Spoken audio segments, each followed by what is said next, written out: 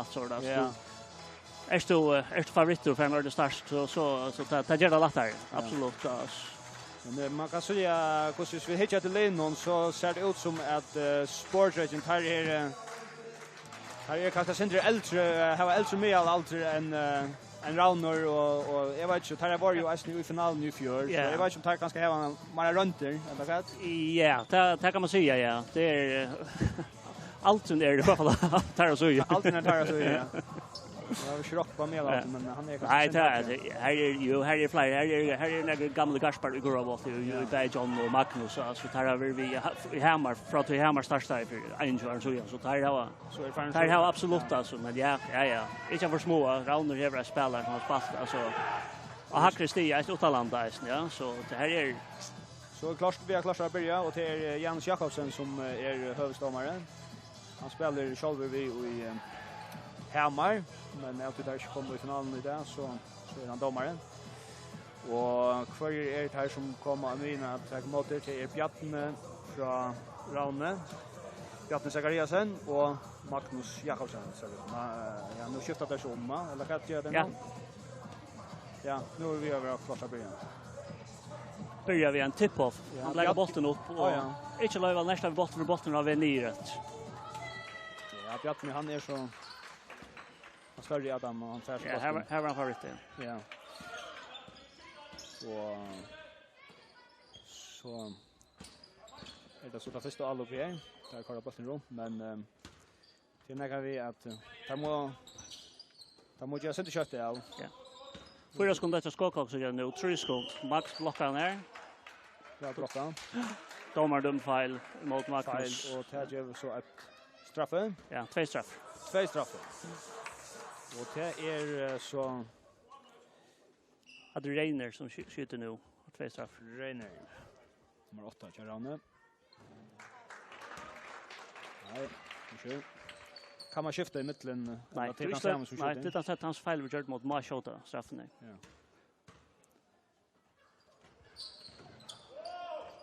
Nej, han kom för inte målet så att det är inte kurvorna. Så Sportregent nu har där som mål kan få det första steget. Det har vi runt för en 3 kast, men Fröje han bränner.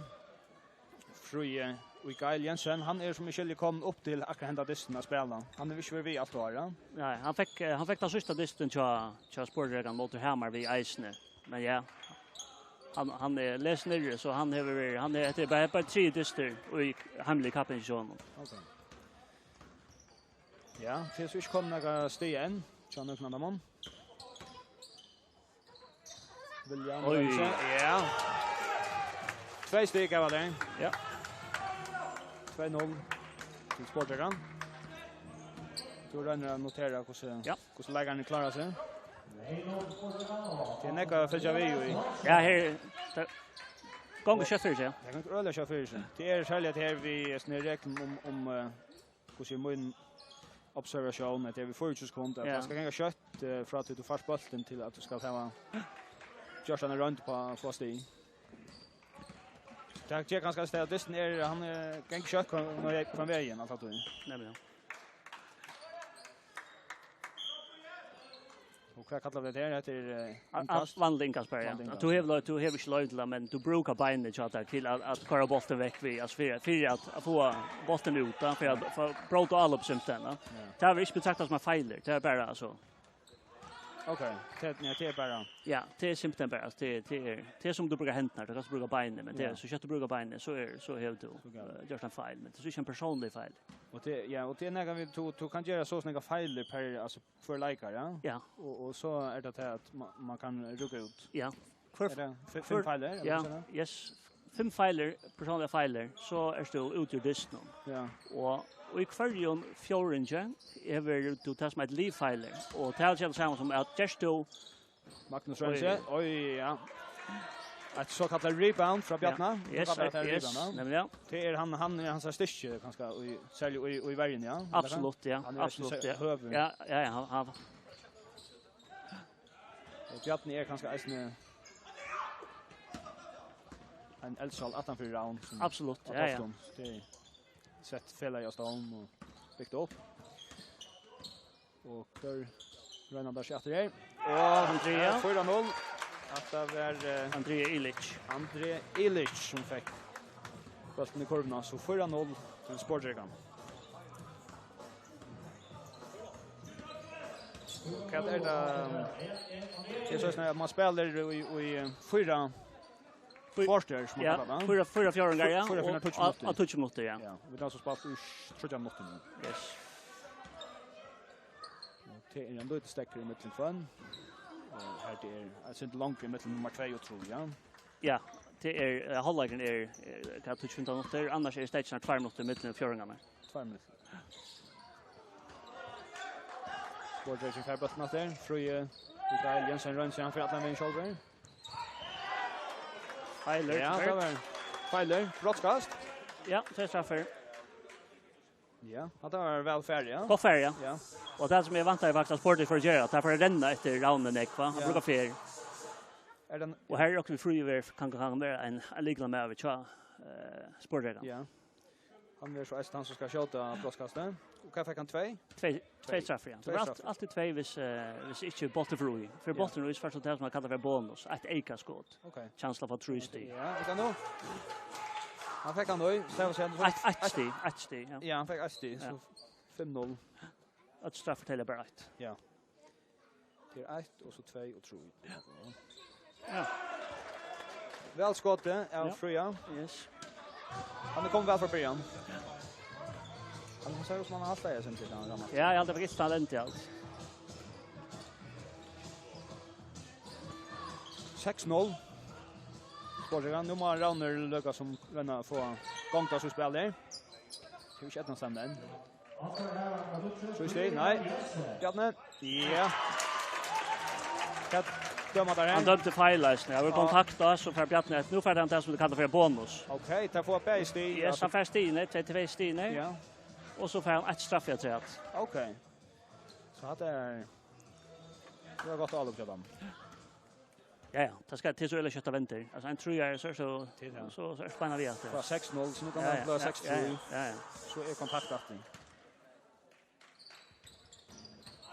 Nej, det är nästan inte. Så är det för Bjarne. Ja. Jag ska fram om mig innan för 8 sekunder. 8 sekunder, ja. Ja. För att du inte får bollen i händerna under kurvorna så är det 8 sekunder att framför mig annars missar du bollen. Ja.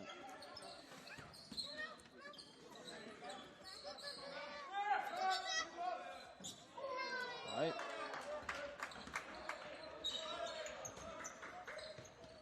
I go Elmring här. Gott spel, men nej. Magnus, han är nog så ständig här, tror jag. Ja, han är faktiskt ständig bauen änden på banan, ja. Det är John Thompson, släpper stöknen. Han är en landslisvänjare i samarbete. Ja, det var så. Och här är ganska fler som är det. Här är fler aktuella till landslivet, ja, absolut. Men det är inte ute i ända lite. Nej, det är det inte. Jag ska testa här fram till Averskan. Absolut. Ja. Ute? Ja. Han dömer ute. Är det att han ständer ute? Ja. Det är så det gula linjen är ju väntat. Men i Sverige spelar fotbollbana så det plötsligt det blir för en kloss. Ja, hur spelar det bandet tystnar? Är det finlagat nu? Ja, jag lite finlagat faktiskt då. Och så att det här är ordentligt. Det är så luxus. Ett ordentligt luxus. Ja.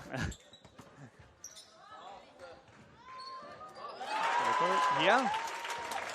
Så där fick han nu hjälp Bergård Gregersen. Ja. Ja, det var. Så nu är det 6-4. Rauner är konfirmad, ja. No. John. Här man hur här var att för sina positioner av att någon eller hur bevekat där sen. Ja, det var dast upp i alltså vanligtvis så nu för att det brukar enska år till en pointkarter alltså till hans för bollen fram så häver han en guard att säga så och här ligger primärt utanför trusstiga linjerna och så är det två forwardar som har hemma kursen mena centern alltså den stora så spelar under kurven ja. Okej. Jag får bollen åter här men nej, kanske nu får Bjarne Kjolver. Nej. Och blev det så då fantal där då. Att dra fram med Johan.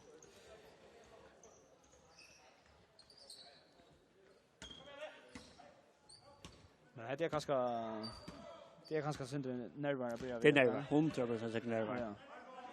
Det är nek fast, alltså nek asvar. Som att han är. Nu. Ranier. Och Brostkast, eller vad? Ja, nej, ändå visst. Nej, jag hade flöjt bara för stinn allt. Okej, ja. Och här är Katrutje domar som Ja. Här där är en huvuddomare som hinner. Ja, ta avtalar så Arn, för det ta vet så inte nu.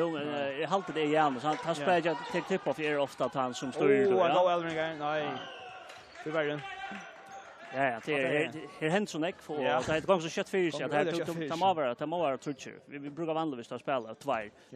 Sluta höllen så vi har en domare trätt oss det är plats för folk nu. Nej, att det har vanligtvis spela. Vi har bara vanligtvis två domare per vanlig distans. Men alltid i final och vi spelar fotboll vötle så kör han det av trutcher domare. John Thompson. Oj. Ser det gott. Trusty. Hur ser det kommer ofta för det? Ja. Så det är du har spelare som är grå och shot 3-pointer och så är det spelare som släcker shot 3-pointer. Ja. Men det är inte satsa att Bjarne. Ja. Jag skulle säga att det är nog Bjarne som är profiler då. Ja. Raul nu för profiler så Sportare till Magnus. Ja. Att det var Bergkor. Ja. Vi kan nu. Rauner, Atbergor.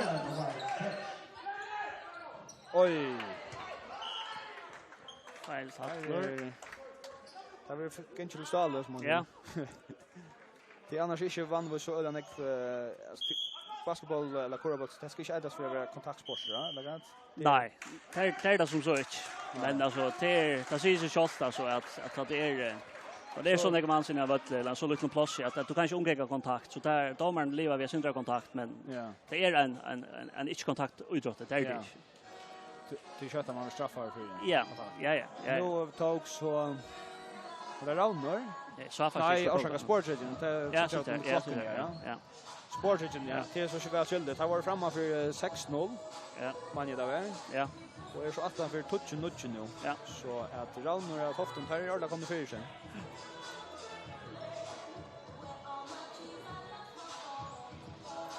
Men kanske titt var vi Achalagum först för senast. Ja. Och så vi efter nu. Ja. Ja. För att det var när hesa för att jag skulle väl senast så det. Nej, men jag vill säga vi Timon fortsätter vi hade till tar Achalagum så gick det bättre än vanta. Är vanta neck värre alltså. Ja. Men nu har vi så haft två helkappingar och vi har spelare som spelar 8 andra nu så att nu får jag att leva mig att få dröm om bättre urslit men alltså det är inte några kolvältande. Det är bara nu kommer vi kommer att spela vi en löte och så sådär att lunch kommer vi att spela vi. Det är det som kommer. För vänta då sporters ta sig om här stats nu eller stats nu kan det ha skulle ta jobb bättre. Är rock vi att tar för att till plan A är rock vi att hoppar lunchen bort från att så maten där blir på simpelthen va. Tar blir ja tar laxa sova. Och nu rock vi där se vad ska fortsätta. Och är något brightening kan det aldrig någon till körning ut. Ancient utskjutning nej. Magnus. Gott. Ja, Magnus, 3 steg. Han var nog 8 lär men det var bara.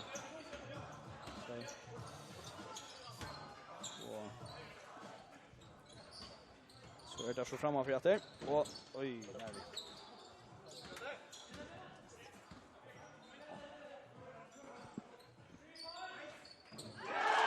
Han trusty, Bergborg. 2. Han är 2? Ja, den 2 fingrar. Ja, 2 fingrar. 2 fingrar. Så var han nacka innanför. Han såg det väl. Ja, han såg det.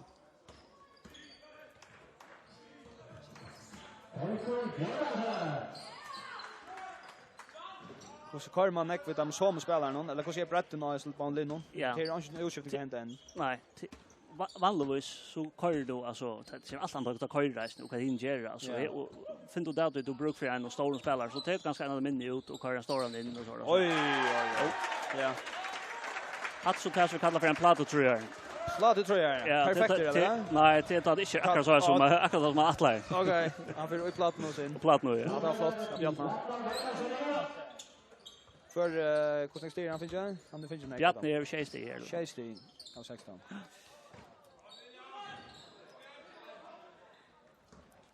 16-11. Ja. Tofta män i 8. Men det är ganska blanda Tofta Lia. Alltså det här var Heimstad och Tofton. Det är Heimstad och Tofton. Ja, det här var han är för han. Ja, ja, Bjartman bor i Tofton så han är Tofta med nu vill det nog kategorisera det som ja. Så ja, fick Magnus en nästa file. Det är som failer där. Ja. Ja. Det är ju bara 5 filer till Atlantisten, va? Hvis Sven är så att han syndrar upp snö så tar Magnus ut. Bara lägga för sista minuten. Det ser ut till att rören kommer på bunchen så det alla ställer där. Här kan man upp. Det får fart. Här kommer inte utan Magnus så han må ut nu. Det är inte smart. Och får ju akkurat alltså det tror jag han finns ju två avgångar. Han finns 2 filer. Han kan bara få 5 för Atlantisten, va? Så du tar han ut nu och lägga för att ja. Skiftar jag nu. Var det akkurat det som hände att Magnus för ut och Jesper Kristoffersen kör in och Illich, André Illich ut och Allan Dubchak som är för han. Så men som är känt är ut. Ja, så ta färgerna som Jesper manglar, han har kompenserar Allan så vi. Ja, för han var där. Vad att han hade taktiskt. Ja, ja. Face det att Arjan Etlund. Har gått sett in Bjartman. Jesper han är så hatt man men han missar bollen där. Daniel. Jag kan nu. Så långt kan man hålla i bollen. Du har faktiskt lätt samt i 5 sekunder. Alltså vi bollen utan att göra något, ja. Men så flyttar domarna oss. Så missar man bollen. Ja. Gott vägspel. Ja, men.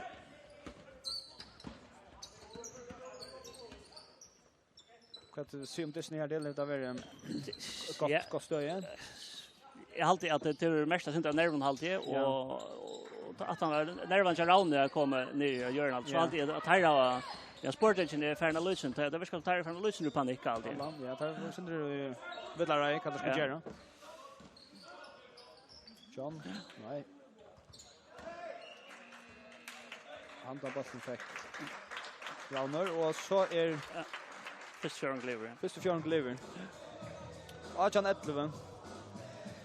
Raun är första fjärde och vad säger vi hur det är 2 minuter säger du? Det är 2 minuter. Ja, stäcker 2 minuter då. Ja. Så det här om där tar det största vid Magnus att på en vägen där där ligger boja, ligger så får han ligga pulsen ner resten så kommer att klara till resten av highlights nu. Ja. Så det kan gott leva vid att han häver 2 filer nu men det är färran att se på en vägen alltså så är det förfärligt chill så han 2 filer jag vet resten av det och så är han ute ja. Ja, 5 filer som ute. Okej. Är rockne vi att här lät han sitta och löte och så kanske kommer in. Ja. Motor ändan av hans knowledge. Okej. Är det nu tror jag vi de får gå med till det från första quarter eller första fjärde. Är det så att häver till döms nu Magnus finns 2 avgångar 2 filer ja. Kan Hitler så alltså spela på det ja. Att det gör det 100%. Det gör det. Det är inte det så. Det hade ta vi där blå sympten va. Ta få sympten på där runda få boll in under kurvorna och runda och tas man ger de kallar det får Magnus upp till att du får skott för det till bara för få han upp för han uppfra så söks du kontakterna så fem fel va. Det är så och det är så som Magnus är en mästare till att göra själv alltså affär efter ett spelare så timon som alltså toucha fel sympten va. Men nu är han så i hinna ända för er vänner är det Magnus jag har alltid det är kollektiv alltid det är jag har alltid att alla börjar så vänner och så alltid att så blir det samtrum att tar touchar alltid så alltid tar Algernar som är stor en att Kenneth tar sig så av ut och inskifting gång och Kenneth Archibald ja han är bunch nu Så vi har bara klart att börja Anna Fjording, Anna Quarter. Det vi kommer nog nevan undan öllnes ner ensko heiten amerikansko heiten. Det är sällan amerikansk utdrag. Det är amerikansk, det ultra solo klart amerikansk så det ja, nu börjar där och så tulja. Ja. Domaren var klar. Ja, det är klockan alltid. Ja, klockan. Ja. Det är ett som har mest kappingar där jobbna synter det är att allt utstyr allt som är har brukt alltså det är så att vi där finansierar själva. Okej. Här till. Nu är det stolar kommer på banan så nu jottas inte bättre vi utstyr men det har varit en akilleshäl alltså att få att det fungerar det är så eller tekniskt vi så mycket utgör ska till. Mycket utgör ska till och först ska styra det sen. Inte en billig utdrag ganska. Nej. Achan 13 här fick han Sportgen så mycket munnen. Hur fick jag att säga så här? Du hade Jesper. Han inskjuter. Han börjar väl. Du sa du det här var fri att täcka bjatna till är en öle det som man kallar en skofria mismatch alltså här står Mono hatta. Ja, mismatch ja. Därför något tar skulle round scale på 90 så ja. Där må botten det inte med det tror jag Magnus ser ut det. Ja, med rounder är eller orsaka men Sportgen är Luttler som var där har botten inte bjatna för att få det benytta sig av det igen. Ja. Ja, och så tog jag failen. Var det 24? Det var fri. Ta halvtid, det var han som Vi finner det hållas. Ja. Ja, där har inte varit så effektiv vi brottskasten. Nej. Jag lägger frie som klarar bära så innan. Ja. Kan du kalla det brottskast? Ja, det är straff för kallar det bara. Ja. Men ja, det är brottskast så. Ja. Man börjar runt kurven i allt utan man. Ja. Tøy stackars, du tar bollen för gång på en vägen så det tog han skott med så öligt vi att inte för sätta gång på en vägen. Och hon fick gång på en vägen. Ja, tøy en kör ja. Det är bättre bollen för ut att tøy stackar. Jesper kommer väl upp här. Nej, det kommer rätt att få bollen nu. Här är öland livet nästan ja. Ja.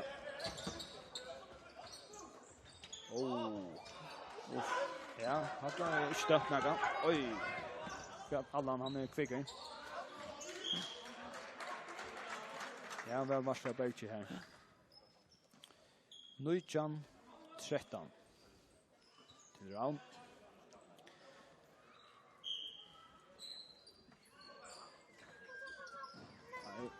Allan Rensen. Rauner där finns Ernesto in det så tjänar. Och filmar när resten. Här är Brighton Jones. Han kvickar, han är öle go with Chatham. Och kapitlar han är toppscorer alltid Chatham. Så kör helt skiver. För han kommer han nästan igen. Ja, är rockt vi tar av vassa köra vi där man gasar en tunche drunchen då. Alltså det där är svårt att kunna spela. Nu så jag där att här är möjligt för att spela kött så kommer nästan på en väg. Gud vill jag med. Här vill jag vara vid att är en fighter George ut i han leper vill jag men det är stönt. Bockrinchen sportchecken. Så är det John som rensar. Ja.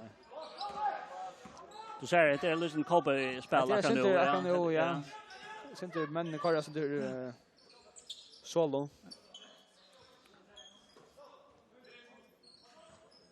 Så ja. Nej.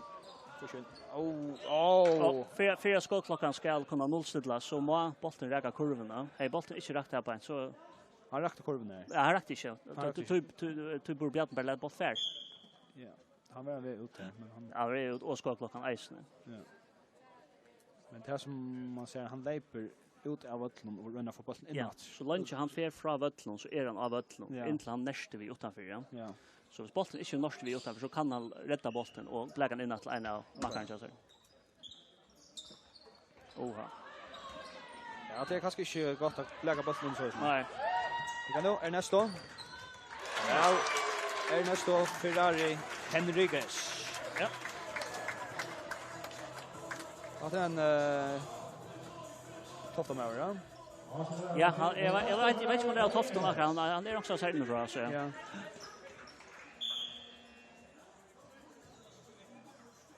Onker alltid säger han resten. Säger han så att det är ett talent. Ja, absolut ja. Han är väl han vill ju visa så att jag kan ta honom så. Nej. Är man vill spalt korva på flanken? han har vært vi bære kappingar Arne nu, så round, jeg vet ikke hva det hvordan det var i Arne, altså. Nej.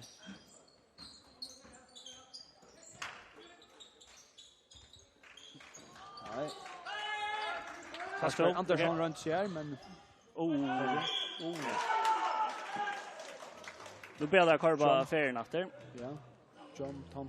John Norby Thompson, han Ferien så är bonus. bonus och tvåstig. Ja. Så 21-15. Ja, det føles som rounder upp jag nu, men det är alltså sportigt är det alltså. Det ska slå till. Ja.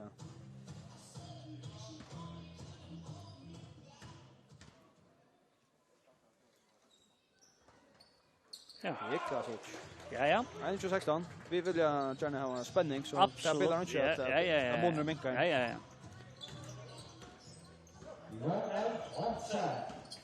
Och så var finalen för var hon tött. Ja, hon var ja, det var hon som så faktiskt. Till vunnen. Ja, Hammarvann, ja. Vi kommer sånt fra dem ta här på och så börjar vi att ta gång av lotton och Ranier kan göra ner. Jag kommer upp i alpån. Det är Birger Petersen som gör värst vid att han får slå i ansiktet, men det är Robert han som vill markera och fyrta. Ja, det han för nivran. Då i kurvan så helt då att här är ett av cylinder runt om kroppen så där bant upp efter. Till luftrum eget då till heilat. Först kommer onkel in i vet och tog nästa vi han om då så han har hött ju igen vad du gör alltså det är han brötte. Ja, han brötte Han dömde inkast eller straff. Ja. Så han är betraktad som han alla skåte. Ja. Det gör så typ straffen. Ranieri. Rainer. Ranieri. Ja, Ja, andra utåter. Ja, Ranieri. Claudio Ranieri. Rainer, ja. Han fick han så i kurvan 22-16 till round. Vad spalta John här där. Kenneth, är jag bra? Nej. Fick han inte.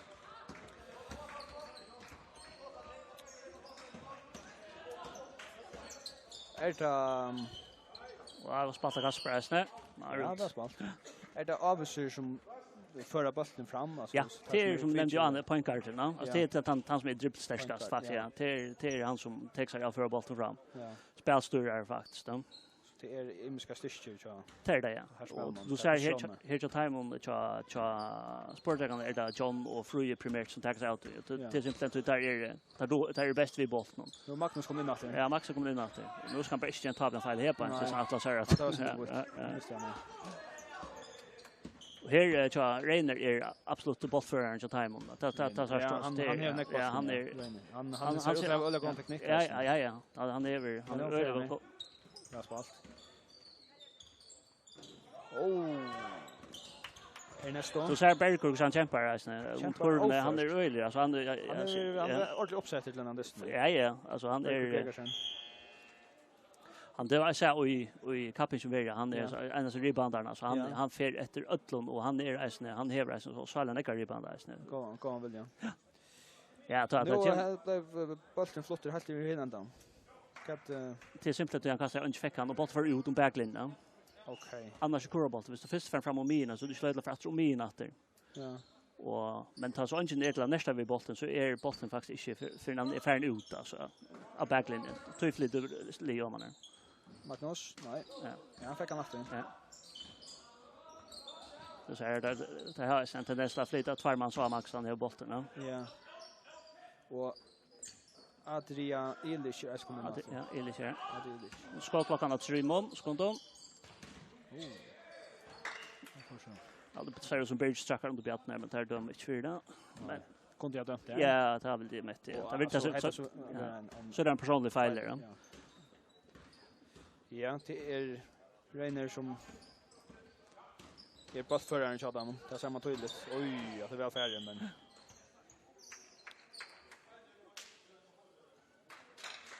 straffe. Eller Max fel. Magnus fel. Ja. 3 fel.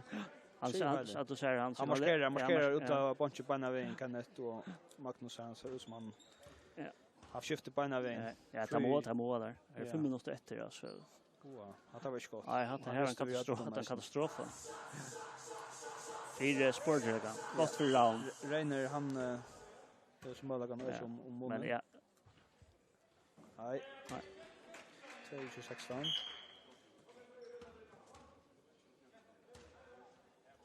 Utskifting efter. Nej, det är större man än någon kurvorna bara. Ja. Reiner. Nej. Tror jag hans för fram här. Och Kyrka går så kött ja.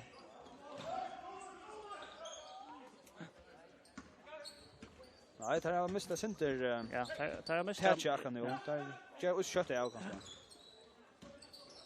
Det är så stort. Det kan nog. Allan.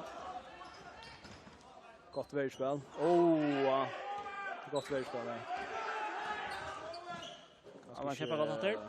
Det är så samtidigt med sportchecken. Jag markerar att jag vill ha döma. Det var den fel där. Ja. Jag sa kanske ut så det kom till dömt där. Ja. Men jag får inte att jag inte domaren det är bra dömt och det är bestämt inte stort. Ja. Nej, det är inte snällt.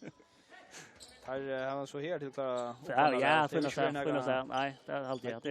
Är kan det komma fyra men blåa sen hiten av domaren. Ja, det kommer fyra. Men i korrebolt är det annars öliga strammar regler. Ja, Ernesto Ferrari Enriquez öliga för.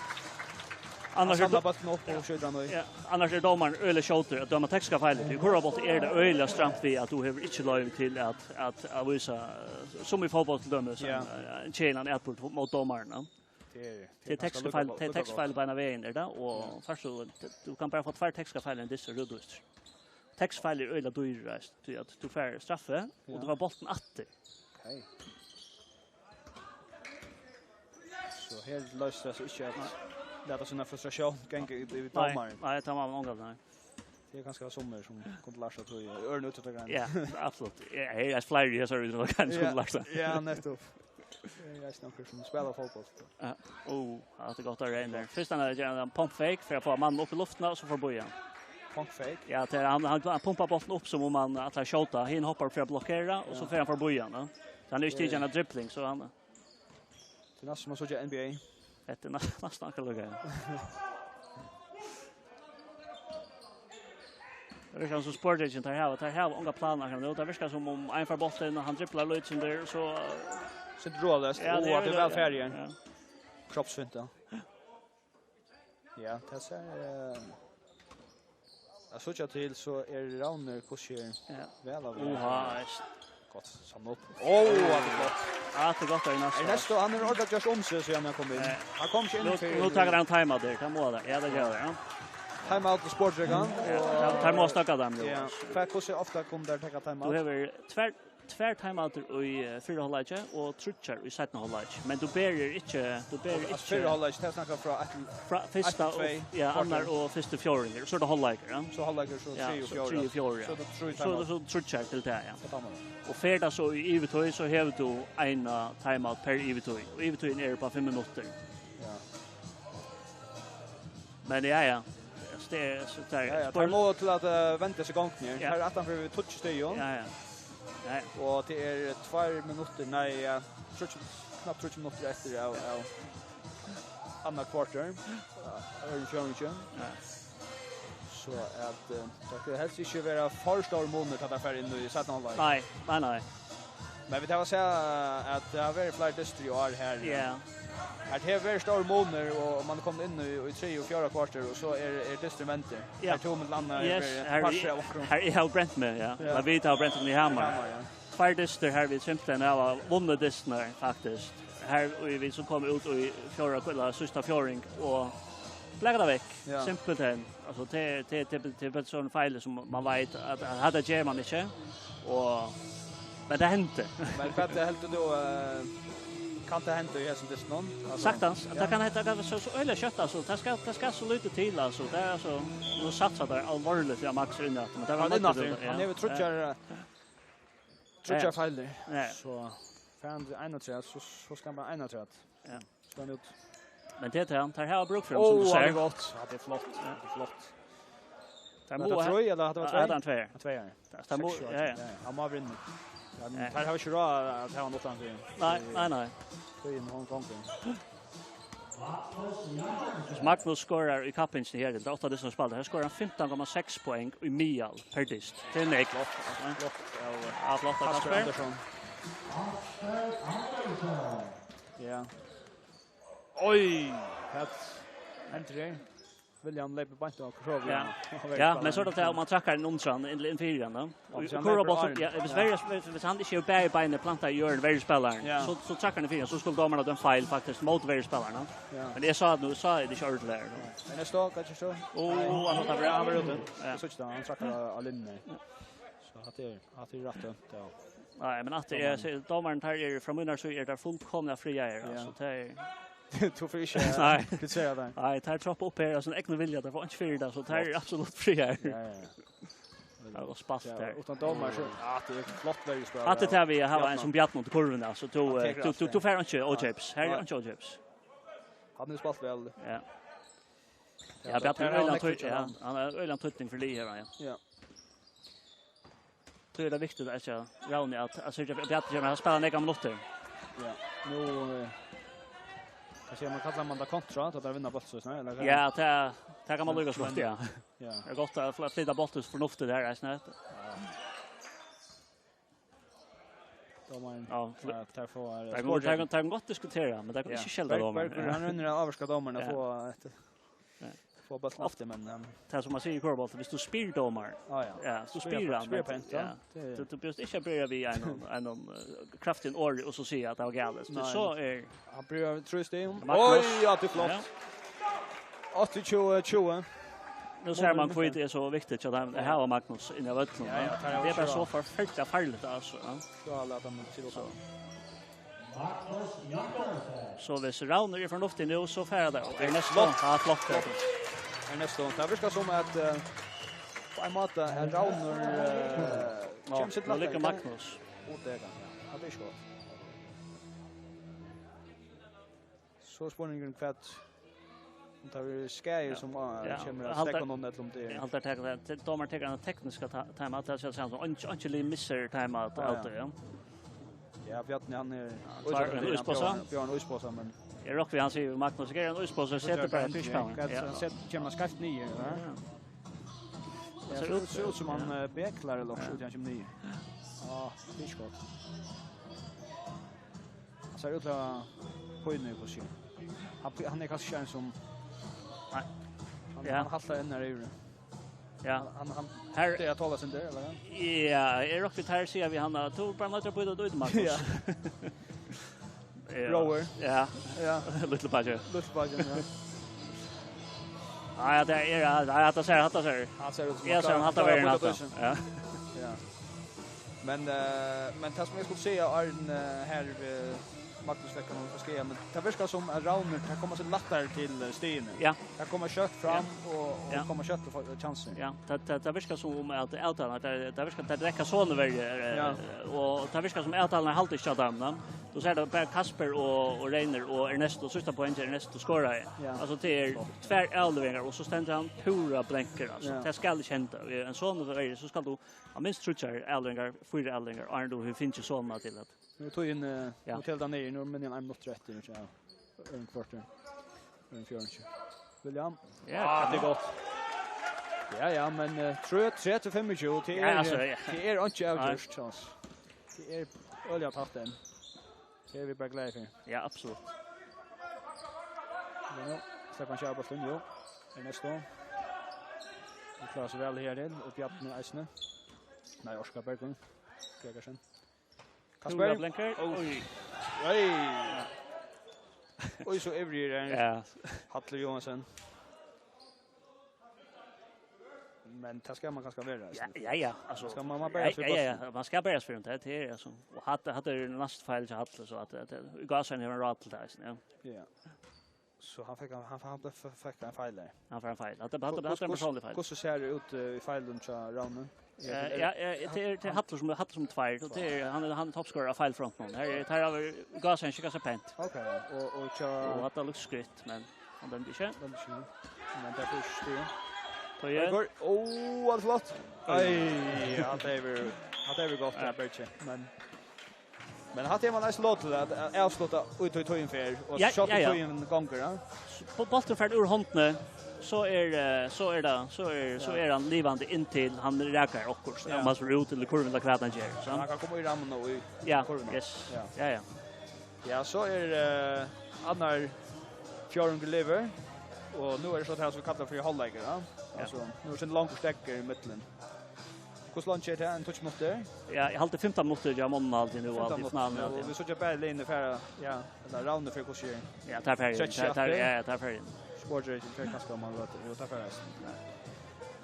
Rönna tossa sen du domaren fri är, men det går inte. Det måste bara det som vet själv. Jag borde Jans inte han. Nej. Men ja, 35 det finns det månne och för en lötchen så sa det ut som round för stadion. Det ska så lite till alltså. Men ja, nu så jag så nu kommer på men nu kommer vi bara prata läst fast. Hur ser vi kurva på det hur ser han då? Det tror jag fel då. Ja. Det tror jag fel. Nej, det fjärde felet är kommer men det är så inte vi och i kappen junior. Det fjärde felet är kommer klaxig och havor. Ja, okej. Ja, så det är och till kaffen nästa år så är vi vant att Hammar ställer upp ett final league. Att Hammar har öliga goda tillgång i havnen.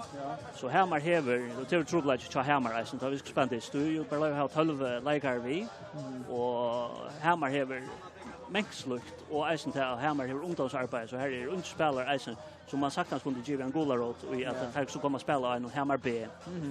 Så det är ja, så det blir alla ett familj till kommande pappengarar.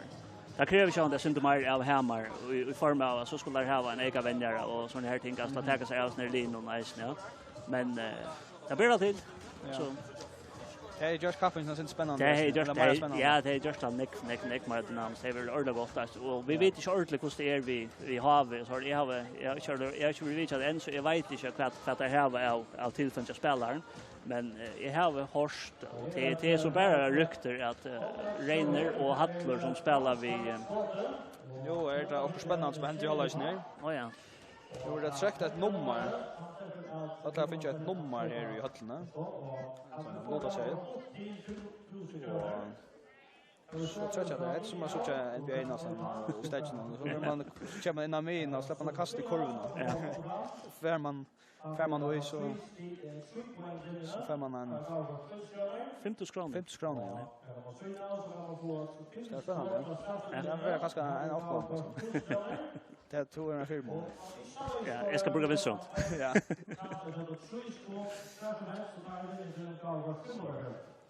Och så jag får ta över. Men ett är sånt det kanske bara särskilt över till att det bara promoveras inte.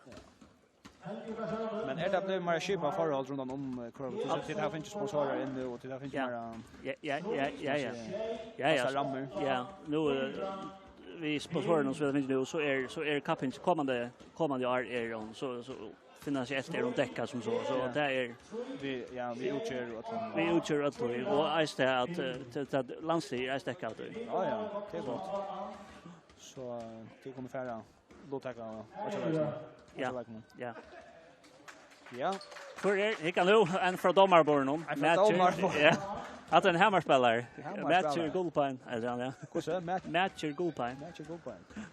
Vi måste bara rena sig.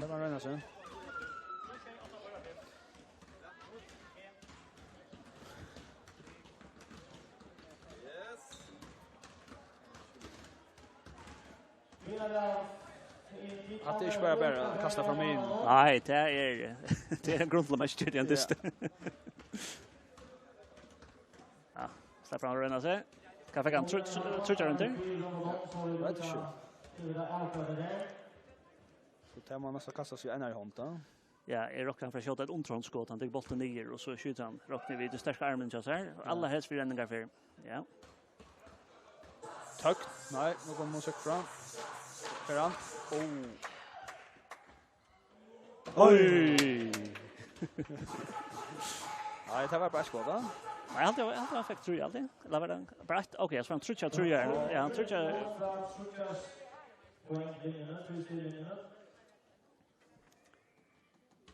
Ja.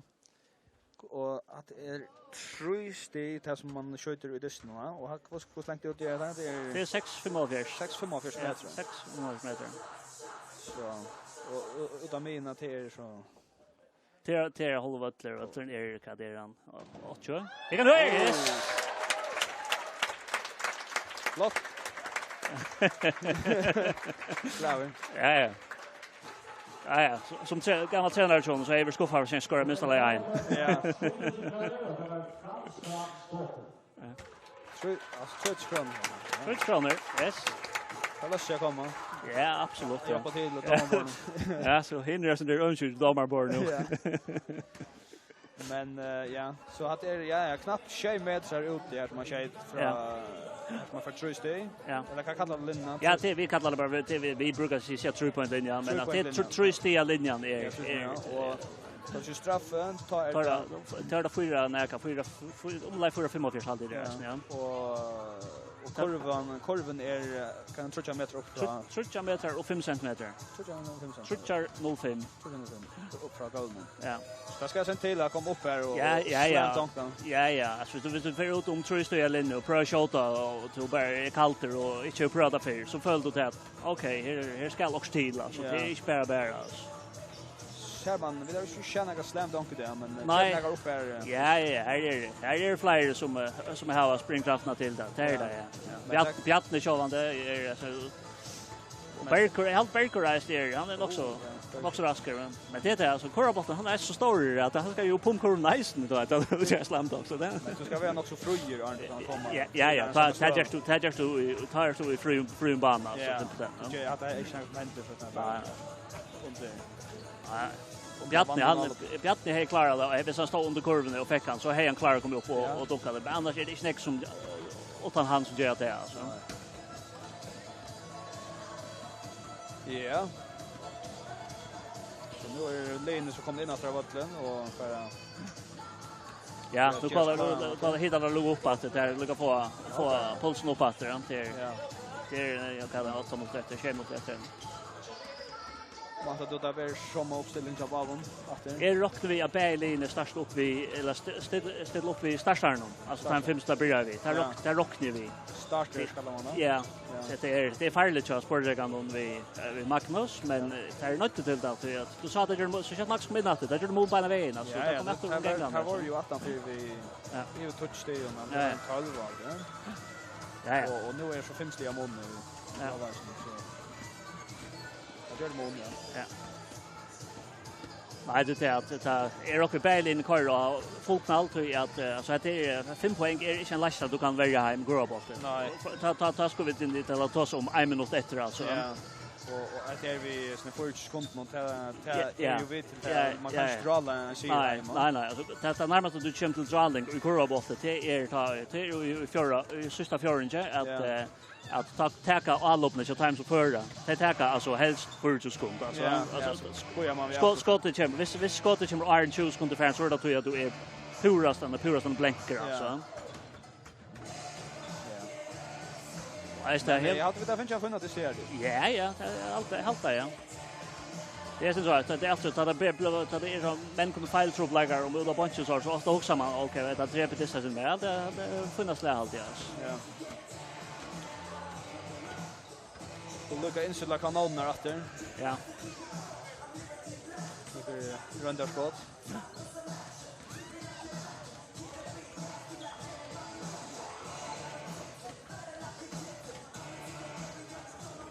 Ja, det är viktigt att man är det som man kallar för en skytte, alltså en skjuter bollen. Det är väldigt viktigt att du inte blir kallt alltså att du är igång till shot att slå in den.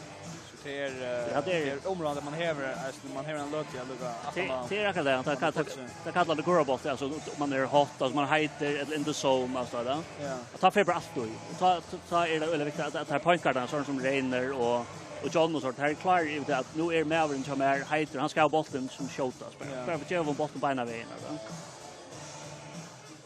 Det var det så då tog han lyckas skjuta på heiten att bli kallt i isen. Ja, det är det. Så när jag är vi det är som det psykiskt moment i sån. Det är det. Tar du räkar så räkar du. Ja. Och tar du är så sån där bara. Att alltså skjuta det mest omöjligt skott när så att du ska bara få bottna stäm så skorar man.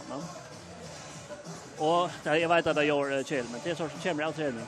Ja. Ofta du skjuter till träning att det är också torrsligt men det är. Ja, jag vet att man tränar lite drunchnar så tar vi bara att här skulle ha det här skottet. Vi ser blir bara vi och så kommer det bara automatiskt så där. Men det är bara tål inte alltid till det.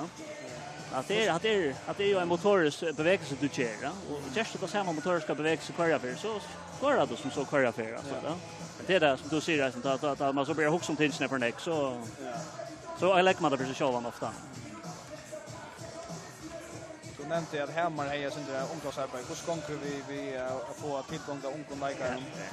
Hammar som utsattna. Ja, Hammar har otouchally och där har oförståelig isne. Och så tar som det som äldre än 14 tränar så vi månen och nästan. Så här är det tillgång till Hammar och här tar vi motto med att få sportrekan och round isne att renovera det. Bara för att det inte skulle släppa spela så att det var trubbel för så börjar vi öle tillgång och men auto jag vill känna några spelmotor så detta där borde jag att ta in så jag du har erbjudangar. Tog hej där var öla kärkommer vis sportrechen Havor eller Rauner. Där kommer en och Leo i kvar bulten. Där så måste bara spela så man kan färra så får man en tur till Klaxvik och tar man tur till Havnar så där så det är sporting if I till Erik och Vending. När ska man ut köra bort det? Men det är 5 läkare som är i vattnet sen. Det ska inte köra en äcklig man klarar mannen. Nej, det är mer alltså och vet det alltså så Hammar utan yngre delen kunde jag flyga. Man kan gott känna capping här där Hammar A och B 1 och 2 kan det ska vara så där.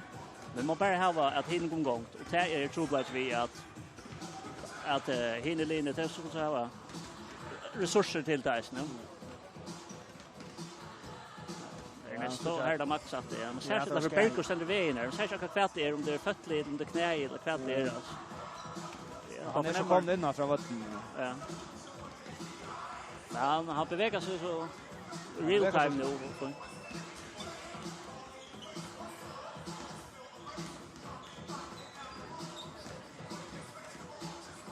Att om att nu. Det är det. Ja, det går även där.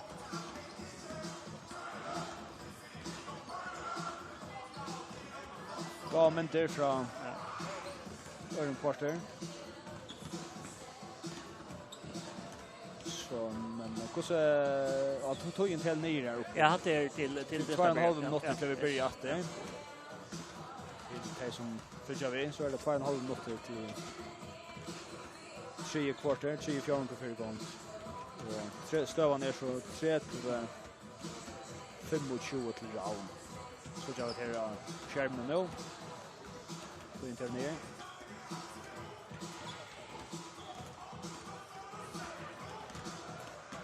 Men det ränner halta sig här i stationen.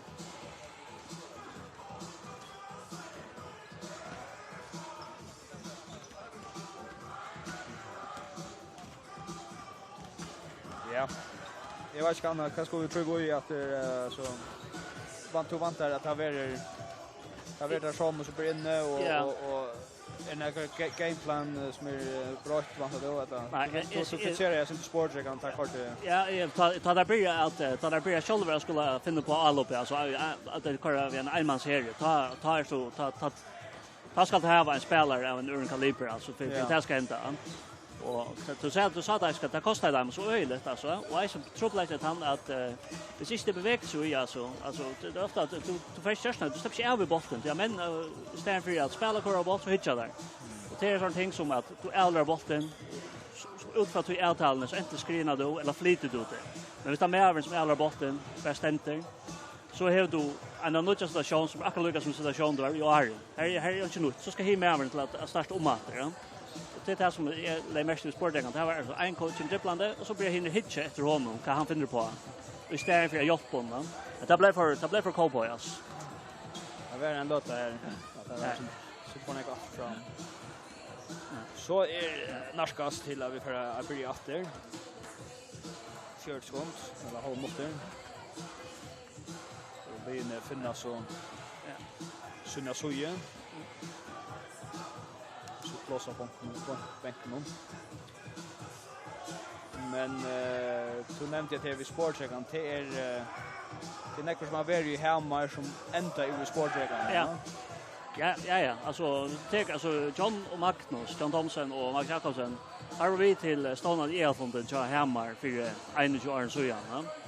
Och vi sitter här var så att det är samma till att Stånad sportchecken samma vi tar Bjarne Stånad round. Så hej det nog alldeles inte svärna korbot i det alltså. Det var simpelt bara så att nu är det just så finna det hur det just att han har det just. Ja. Det var simpelt. Det är Elsalnar som är vi. Absolut ja. Ja, alltså men att han för korbot för. Ja, alltså till det här alltså som var på standa alltså det är Magnus och Janus och Kenneth. Nu då ser om Janus Jakobsen alltså tar är primus motor ut alltså alla fyrskipen är i över alltså. Ja. Tack en gång eller gatter och i tus mer alltså. Ja, så vi har klart att börja. Här börjar det där. Sportregion har givet bollen upp. Och det är så första alla i 3 kvarter.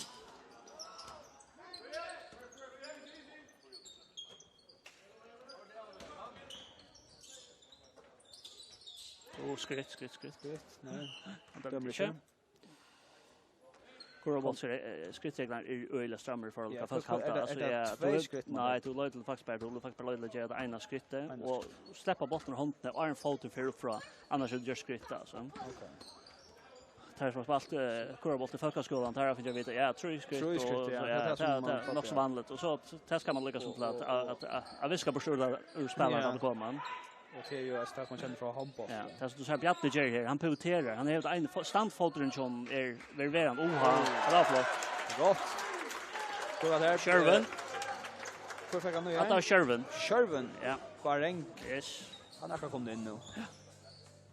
Det är första steget nästan, ja. Ja, det är första steget. Ja. Och det var gott. Vad han tror jag är? Han tror jag ju. Ja, jag alltid han samlar bollen upp. All right. Han väntar gott på utanför in där alltid. Så massa nu som har kommit i foten John. Ja.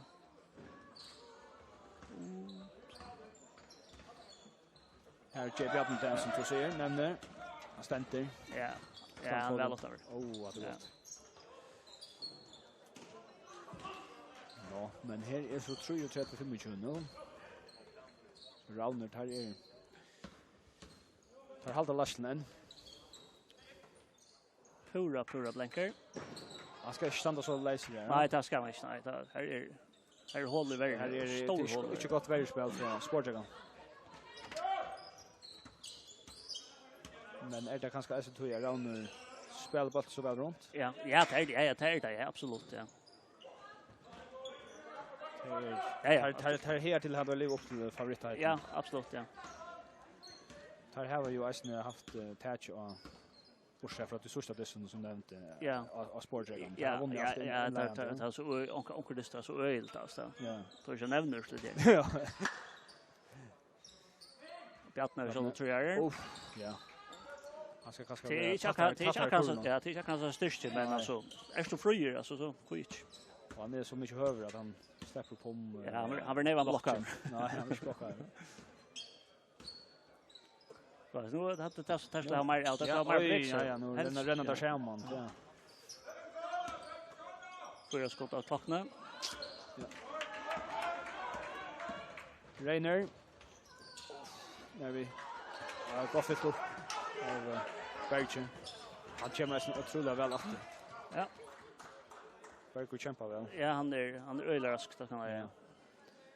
Han lät sig inte för ner i hötten till han missar bollen i armen. Nej. Det är han betraktar det som sina upprodningar där. Ja.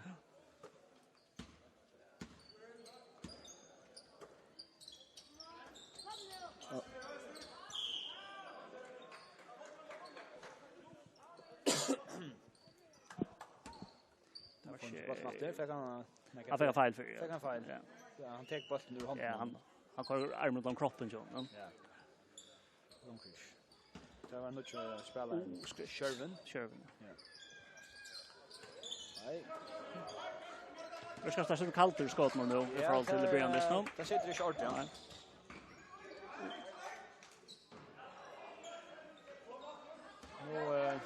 Nu kanske Sporting ska koncentrera sig mer om spela än döma.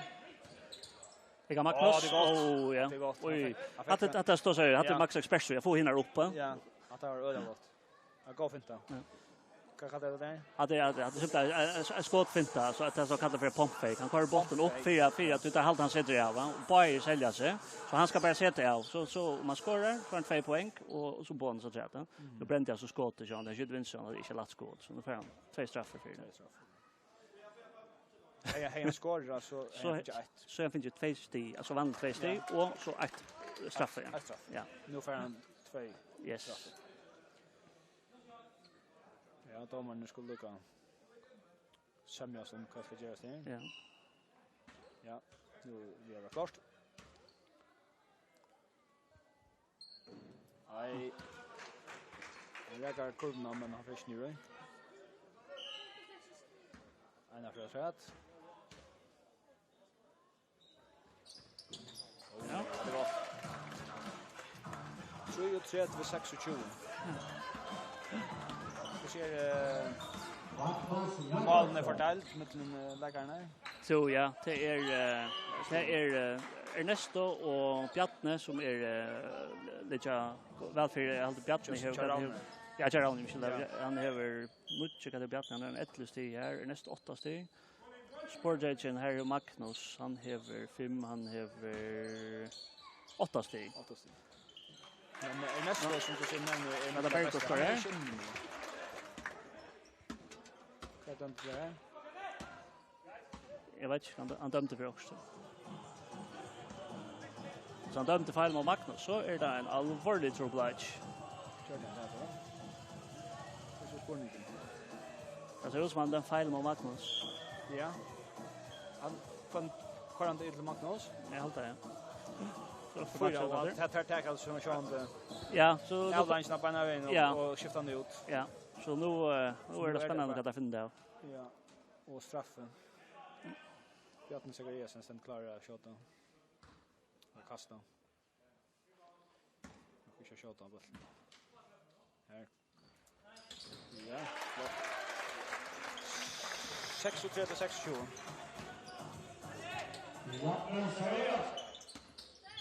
Nej, så försöker jag. Ja, det var det. Det flyger bollen allt. Det tar för länge att flyga bollen runt oss. Ja.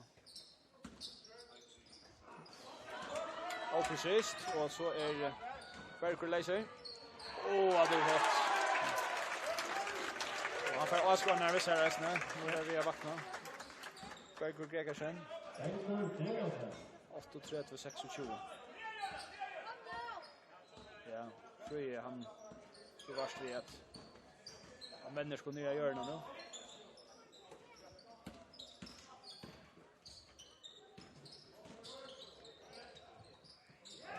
Gott locka här. Heilskrin. Det var Jesper Kristoffersen som fick fel här. Det var hans första fel där. Ja. Det är tydligt att switcha på nu att Rauner är om honom. Ja, absolut. Ja.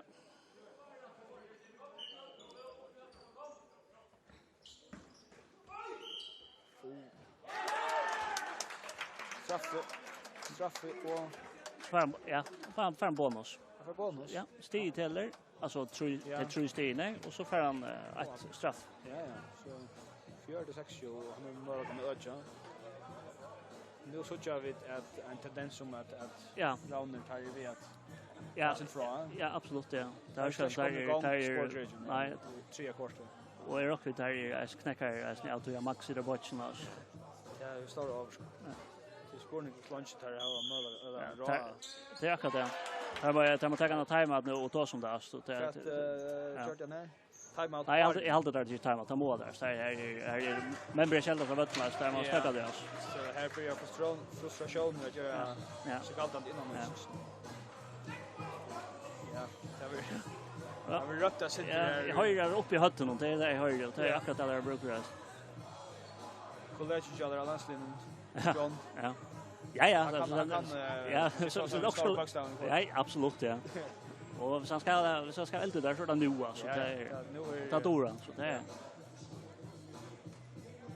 Det är inte slash färgen. Det är färgen. Men där här var en allmänt stor firmon rounder nu i att Magnus är punten av bunchen och snacks som han är. Vad då han vill vara inte. Ja, alltså han har satsa alltså det nära satsa. Alltså ja, alltså pröva där nu och köra. Det är färre 5 minuter. Ja, det är 5 minuter. Så där ska vi helt att trea fjärden. Är rätt vi att där har Max sidan ute resten av hästen och så börjar han in i fjärde och så må där bara rinna att jag kontrollerar det blöjningar som precis. Det här var spelare till att göra många så det är inte bara Magnus alltså självt om han är bra vart nu alltså det kunde finns Fru och John har kommit sönder igång där snart. Ja, Fru är inte ordentlig. Nej, han är också väl. Ja, han börjar väl. Hur ska man där? Ja.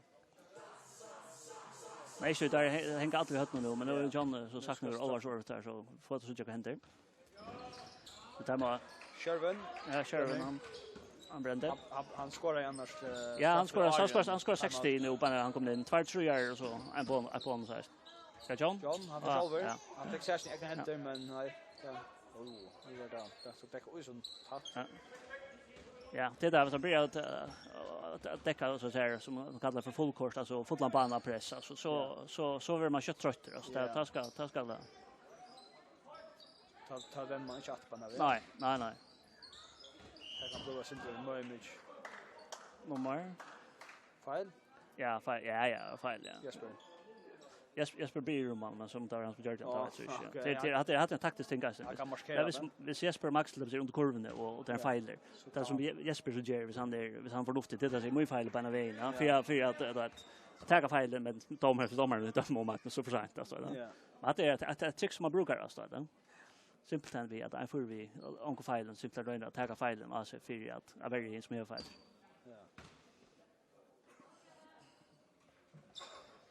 Ja. Flott. Skott det av Bjartman. Ja. 1-4-6-7. Rauner av Tofton att det är öl oj. Han är sånt där heter det. Fick han där? Han fick face straffer för han för det. Alltid det mer Sherwin han yttrar om till att farligt han skumpar han in i en standard där. Ja, han kommer nästan onka. Det är inte akkurat det ideella här på men att det är så det här så det är. Ja. Men spelaren är kommer om det så alltså det är inte att det ja. Kom vi. Ska. Men du sa alla blir Iron Spurgeon free kommer vi bort med band alla kommer för att sätta en screening och free alla det verkar som här onkel avtalet som där inte ja schalta. Det mer så kommer sätta en screening han vantar inte att få look free ja. Ska jag eller vad händer jag? Det ser ut som ett ansikte där.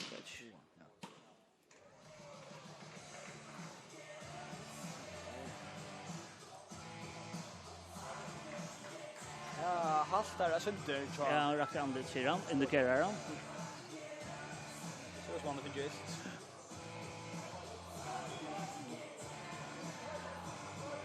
För världen i hotna så vi. Ja, haltar han och Bjartne alltså. Han säger så. Alltså att det är bara klar i det. Så väntar alltså. Att det är Nasser så det Bjartne för kärleken att följa alla. Så det. Tuesday. Kasper, det var flott. Ser det bara så den. Jag vill ju inte göra Uschefäll. Nej, men så bara att bara vägen sportar igen. 4-4-6-20 till round. Ja, nu har Tofton tar stävna emot förra massa här någon i lötna. Ja, massor av plats så flytta bort runt och jäs nu. Men Allan, han är figure. Nu blir det skilda domaren där. Det är just där. 25 år Allan brukar mot domaren men ta för sån airline. Nej, inte just för nej, men det ska allt alltså det. Ja. Det är kanske. Oj. Man tror inte att det. Nej, två här. Lotta Bergström. Men det är kanske som människor känner trötter och det går inte väl så det måste försöka. Ja, det hänger väl vi hört någon där. Nej, det får inte som säger för Jerry. Nej, alltså du lay upp in i här mot Bjartna. Det ska inte vara för.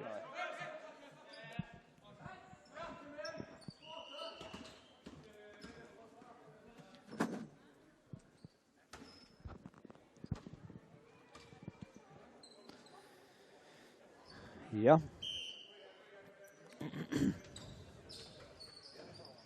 Nej, det är jag inte. Jag gick så kvar nu. Är stånga ut. Stånga ut, ja. 20 steg av månen, 46-26. Det Rauner är kvar där rollen nu. Ja. Brukar syndra skåklockorna med Sean det får där att obelay upp så Sean tackar jag kan nu och spaff. Gospel. Här splittar världen fullständigt. Ja. Så det är så att kurvabolten som man alltid kan gå med för. Välja ska man alltid kunna. Lägga mycket kvätas. Och det är så gång väl räka. Det är så inte är Jordan så. Ja. Ja, det var det. Nej, tar räka öl ettla. Tar switch next day här i 3 kvarter. Nej. Det är Ja. Ta. Gånger som smorskar Raune och Berge. Ja. Berger han finns next day nu. Ja, jag ser. Oj. Ja. Nej.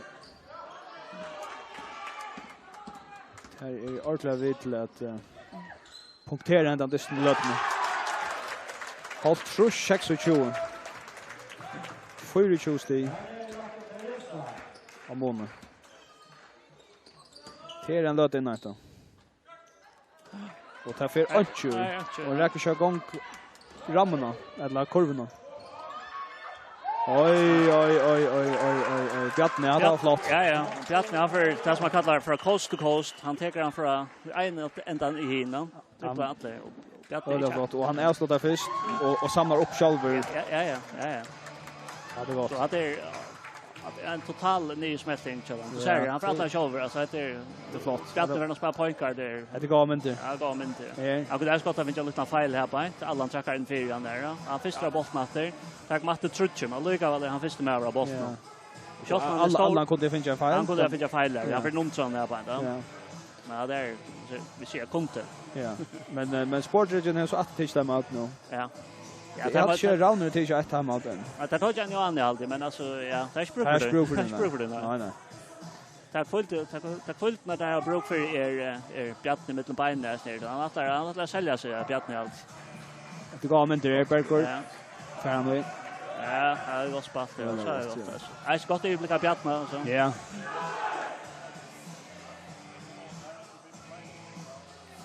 Ja, men det är som tar som jag antar, men det är sån så för att vi. Ja, det är det. Och så det hinns sån här efter synar då. Tar jag löt ner där kursen sån. Ja. Charown här för allt hur löt nu. Sportregion tar jag inte. Är du talar också sted där hon ger. Nej, jag har upptäckt att skriva stil till personerna där, så det ska ta allt. Nej, jag vet inte vad stön vart att vi börjar på 3-4 men det börjar vi kör. Han kom in 2-3 och så att en bonus att han så det är här långt 6 i alltså. Ja. Och Berger han vinner det alltså det. Han får 3 resten. Ja. Det verkar som en roundspel med maraton. Ja, tar jag klara bollen runt då. Flott. Nej. Han var öde läser där resten. Ja. Oj, Bjartne efter. Oj. Det är flott. Flott rejspel. Alla stannar, ja. Bjartne, han är the man of the hour. Absolut, ja. Manglar bara för Ojasen. Nej, han fick ju nog så är det fullkomligt. Men det ser flott ut en stor med kommer och absolut, ja. Alla markerar sig.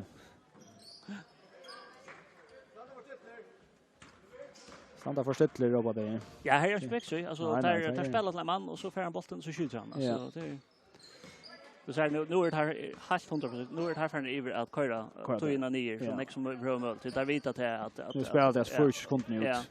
Oh, Rainer. Nervi. Nu blockar där missar det.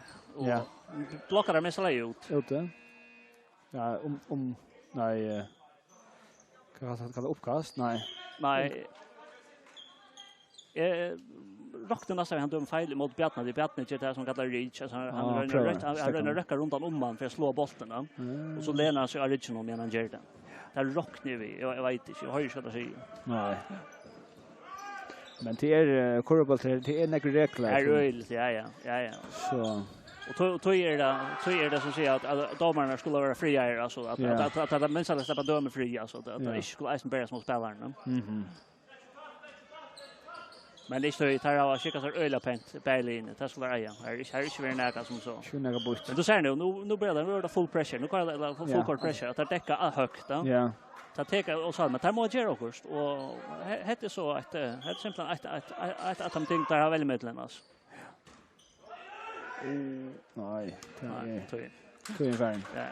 Att det kunde kanske vara lite fejler men ja. Ja, Sperker han uppe att 6. Han uppe en touch till stien långt nu alltså 12 stien nu. Ja, 12 stien. Ja. 5 halvt 26.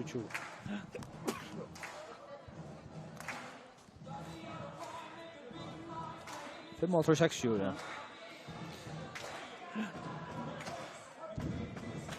Nej, nu borde där sagt att det var det också. Ja. Nu har där touch minuter och så är rock vi att ta för att pröva att exploderande och spurgeon pröva så vad ska det göra? Nu hamrar vi till och vi där kan det hända. Men här är det alltså en öle mobbräcka där. Det är nästan 30 steg i mån. Ja. Så. Men det kostar det mån början. Ja, 17 halvlek är var simpelt. Det var ju nämligen inte stor mån. Vi snackade om det. Det var 5 steg i mån. Ja, 5 steg i mån där för 25 man. Ja. Och nu är mycket steg i mån. Så det är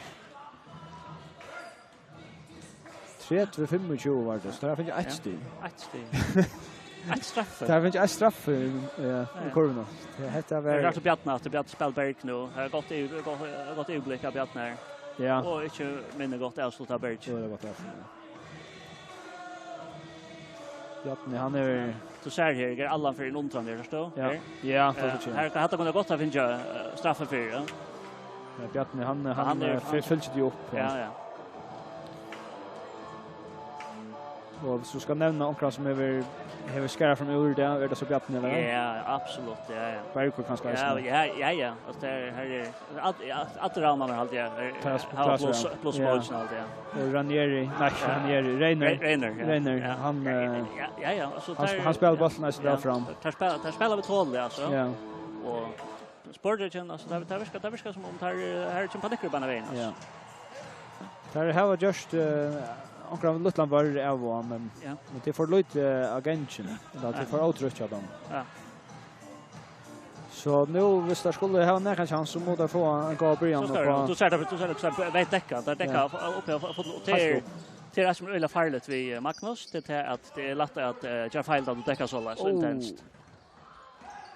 Där finns ju några nutcha män in rounder. Ja. Är det för Twitter är släng framför eller är det på grund av taktiken att det är så just något skvitch ut där som kommer. Ja, men är rocknar vi att det för att vi gör spel då. Ja, det är rocknar simpelt vi oss. Ja, nu ligger det med efter. Hade det farligt göra, men nu är Leicester är så stor är de alltså. Ja. Förtåla då. Hej ever vänner här så är sagt det startar när börja spela i 1 minut. Bara lycka för att få stäfest att det är att vi får vinna. Och så kör man hinna spelaren in som så ska jag spela det. Ja. Men så som sagt den Leicester är ölig alltså. Ja, det är. Han var ut. Han attackade att från backlinjen. Okej. Han var bara runderskott från. Att det var sånt han för få skott att sitta så lycka ta ett outjump side. Ja. Det har vi stöpt några för det. Nej. Das mer du är 5 teamfalder per fjording. Alltså teamfall där ser samma Lee där hur just han satta feilen. Så var kvar feiler att han att straffer. Så var det straffer att han. Ja. Jag Berger. Oj. Gå färja Berger. Han har haft en gång Ja, så det går färja. Gå färja. Flytbollen. Ja, här går för sagt Ja, det dribblar för en va? Det är munnerna. Ja. Alltså allt kommer bara plats ta. Ja, nu får det så två straffar. Två straffar. Ja, avslutningen som sporten kommer fram till är pressar alltså. Då ser Rauner tar för öppnar avslutningar och sporten tar för arbeta till en pressa. Pressa som i bästa för. Och så till du ska säga ett straffe. Fria. Gat flyttar han Arne i Israel. Han har dömt i Israel.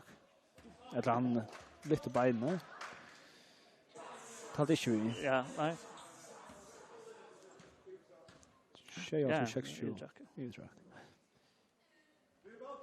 Ja, vad fan är. Tjej och 20 tjej av trus. Det är 30 steg. Det är 30 steg mån, ja. Så det är ölen också bändra att detta för shot. Detta var riktigt rätt. Detta var riktigt att bryta så sportregeln. Ah, det är flott. Hattel Johansson. Ja. Mycket av trus tjej 20. Ja. Nu det längst där var rakt alltså kurvan. Att faktiskt första kurvan alltså i öppna spelet där finns ju i hålla hästnallet. Och där var inte som du säger det är bara straffar som där finns. Ja. Ja, är också ändå med fel för det förra och nu så att det talt inte. Men annars gott. Och så det var så. Jag stod där Eifen Jensen. Han är akkurat kommit in.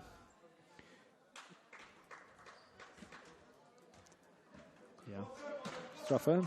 Ja, nej, utsyn. Att det var 4-4 så där. Ja.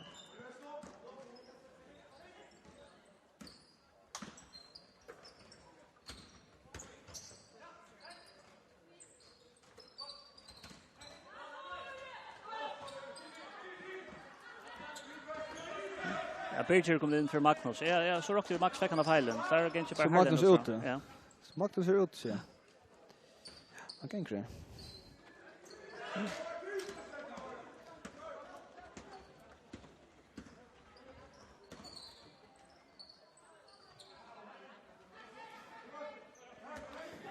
Ja, nu akkurat räka kvarkarna Linus säger va? Nej.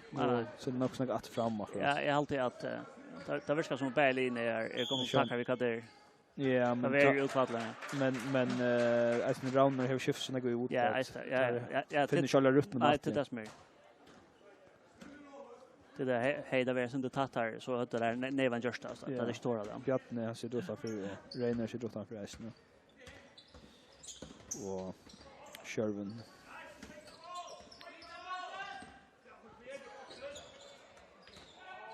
Ja, vart tar vi? Nu Charles.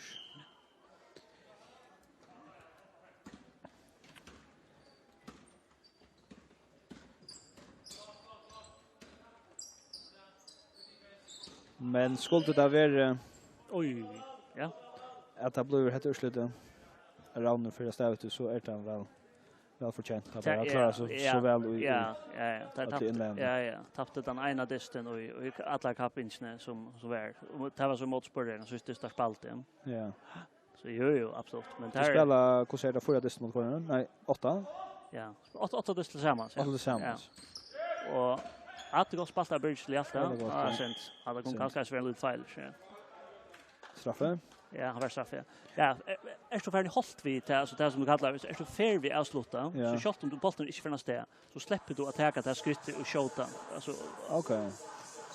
Och släpper Gerda Leo. Du släpper Gerda Leo så börjar på. Då så blir det file out. Så det är så där kallar vi a hands for continuation alltså du fortsätter vi till så börjar på. Lägger mig inte file out. Det är väldigt viktigt ofta sånt som spelar. Efter Ilsark. Det är Hjaltegram som här är ju själva koncentrera i spåret. Samma Jan i Utrecht. Nej, fungerar inte. Det kommer ju short nu. Man kan se att det inte nej. Man ser det inte nägar som ordentligt rakt där i en sportregeln. Nej. Det var lite Magnus att börja vid men ja. Så blir en Jeff Heidler. Ja. Det avskar spel man Ja, blir hemma. är också så att resta linon är blir avskar auto guys, no. Det kanske kan planen hon kunde inte uppehållas.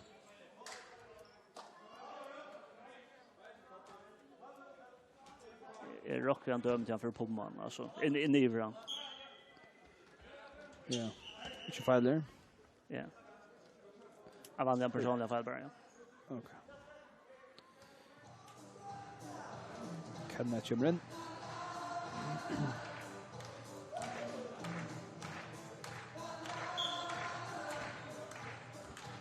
Ja. 20 minuter efter av så finalen. Mittel round och Sportrekan. Och var färdig av Fröja Jensen. Det kan vi. Fröja och Gail Jensen. Nutchaltrush 1-3. Ska se mer av Hasson. Ja. Att det var så som han började distan. Ja.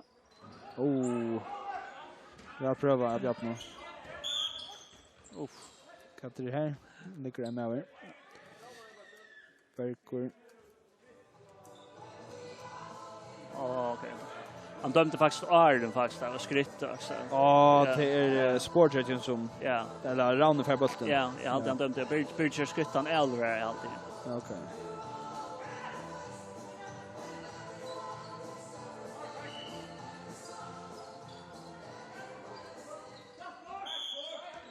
Så står här alla attom botten tar botten fram och mina så må han inte komma attom mina och samma han eller att till Bjartna inte kom fram om va. Ja, det är väl dömt. Ja, gott säga. Gott säga att jag läser bankmästare. Nej, läser mästare. Ja, han står så nära med min. Kan du? Här får två mans nu i Bjartna. Han är inte närmare stäcka. Han kommer i fair choice nu.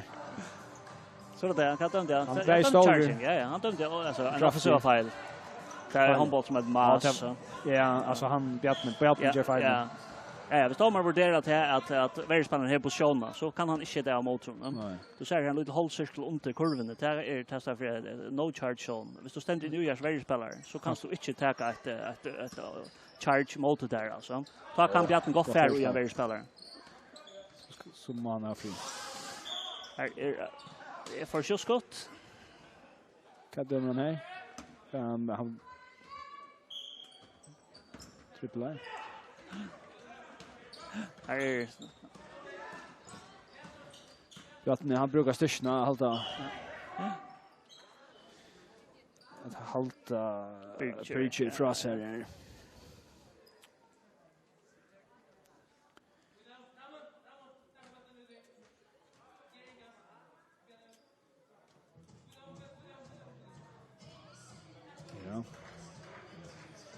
Men det så känns inte trött ut nu.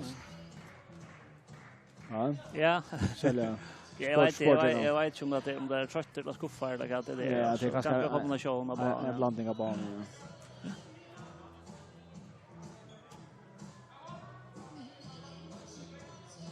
Men det kan kanske vara vitt att öchum av för Korabat i Tofton. Absolut. Att han får att trycka sig förra matchen. Ja.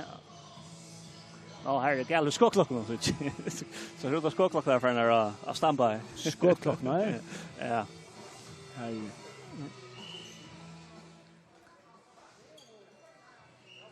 Ja, så gör det. Oj, han läser. Ja. Allt det där sätter igång på sätter igång alla gånger allt. Där runt stackade på vägen. Ja, här gäll kapel för nu. Kapel för nu, ja. Och två för sportcheck on för nu redan. Det är tekniker jag låter. Skifta branschen av för lite från våra kurvor på slaget till tekniker. Men det är så att det är också viktigt när skottklockan. Ja, hon är väldigt viktig ja. Att du får spalta utan annan. Att du har det kommit igång den. Nej, jag har alltid haft det för att vi är. Ja. Kan det inte gå an för när jag på dem. Jag tror bara ja, nu tar jag det bara hand. Tror vi hand eller? Så jag har alltid att det är jag har alltid där startat alla bort på nationaltid. Kenneth som kurios som Kenneth han ständer för öllent till Tronska tror han bäst han han flera hattar då det. Keppar det han är. Ja. Men det var höllne och hållse i fjör. Ta brukte man ända skärmarna båda två. Ja. Och här så inte möjligheten så här är ju bara en handbollsklocka. Här ska så mycket under information på alltså klockan här på det. Och det att du ska switchast upp av en änton så får vi inte några skåklockor på här. Och två mål så här skärmarna här vi som eka vi som bär simpelt skåklockan. Ja. Det så alltså de höllen som är mest ideella spelare till hållse. Ja. Men inte toy Torshavn kommunen är färdig utbyggja höllarna ut i Arjahamre. Och här är så först för näkran toy en korvbollsvöttler. Okej, ja. Och här skulle allt maskineri över i Örtan. Där vi kör med skåklockan och allt. Och vöttleren han är alltså ja, fotlastat korvbollsvöttler. Ja. Ja, det här är handbollsvöttler och korvbollsvöttler. Det är så först för att vi går så en få en korvbollsvöttler i hamnen. Askarner, tar är gående. Rauner är halt vi att switcha sig. Förra man säger det. Jag kan nog klappa där ut Askarner. Få där vi.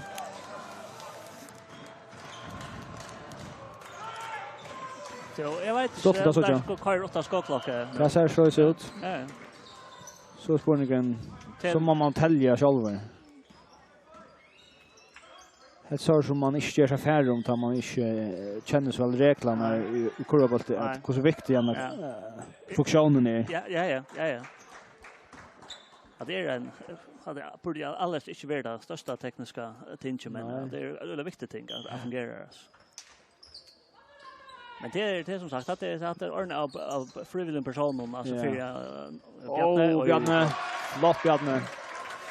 1-3 här vänst inte. Det är Rauner som förra stävis i sektionen ner. Det är säkert så visst. Ja. Fick Allan. Först stenen till Allan Dubchak. Ja, nu rockade vi. Nu är det bara allspel tar först 5 minuter. Jag vill inte några spel nu rockar vi. Nej. Ganska Askarna får mycket. Ja. Flott mål att fyra. Ja. Det är stort för Askarna så jag mänskliga på att och han bonus ice. Oj. Bjarne han är on fire. Han är fullkomligt ostörlig. Ja, ostörlig ja. Att han ska gå med här landslaget. Ja, absolut ja. Det kan vara han släpper vi kanske så ja. Ja, ultra som säger average i det så är han som det var några evig kvar. Ja, han har sett så gott det ska han. Ja. Jag ser att det är så öle att Bjarne försöker han för in han ser att han får få kontakt så han lägger bara bort och ställer sig och rullar bara han vet han får kontakt där alltså. Ja. Så han brukar hötta i isen. Ja, absolut ja. Ja, han Jesper han är inte bättre på varje passage. Ja.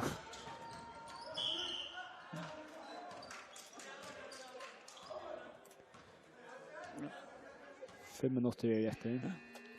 Det är det är touch not det är effektivt spel då. Så klockan måste stäcka kvar för att det är. Ja, så jag ska täcka trubbelagar alltså. Så schalt det är för touch minuter så är det nog sträv. Ja, absolut. Ja. Straffar så det som att det blir dömt. Ja, jag alltid där det är hållt fel nu alltid. Att det är så kvar det är en failer. Att kvar roundage file så är det straffe till sportregeln. Ja, på tamma där. Tar var Jeff Necker file. Tar Jeff Necker file. 5 file per fjordings eller kanske gera. Jag tror ja. Jag tror det är fortsätt.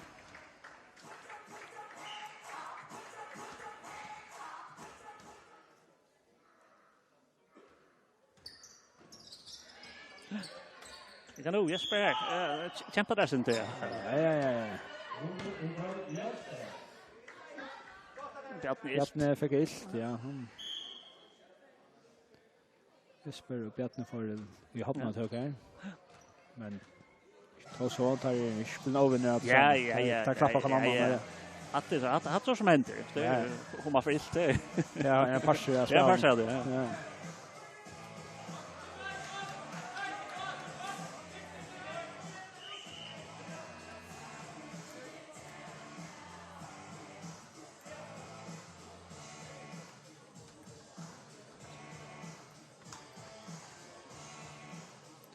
Så är det en lugg utskifting som ska avkrävas. Och vi sätter igång där. Det är så klart nu. Ja, nu spelar det som ska spela. Så. Ja, hade Ja, det kör. hade det skulle ha just det inte fel. Ja. Ja, nu börjar det köra tror jag 1 meter åt över det så ja, det är synd. Är nästa var och så every year är ganska men det kostar då ju snägt om man kommer till 30. Tar det rattla för så ja. Han vill sen där. Och spalt där. Ja. Plus för sin show off. Ja. Och spalt. Så lös. Tvåan. Ja, hade bara just det här som drar ja, så. Det var gott där vill jag. Williams Olsen. Det var ganska sälja hasen här 3 fjärde som outgörande bäst. Ja, starten på sätten håller det fullkomliga syltet där. Det blir sylter är där då. Fullkomliga. Det är vi alla hinner. Ja. Fjärde.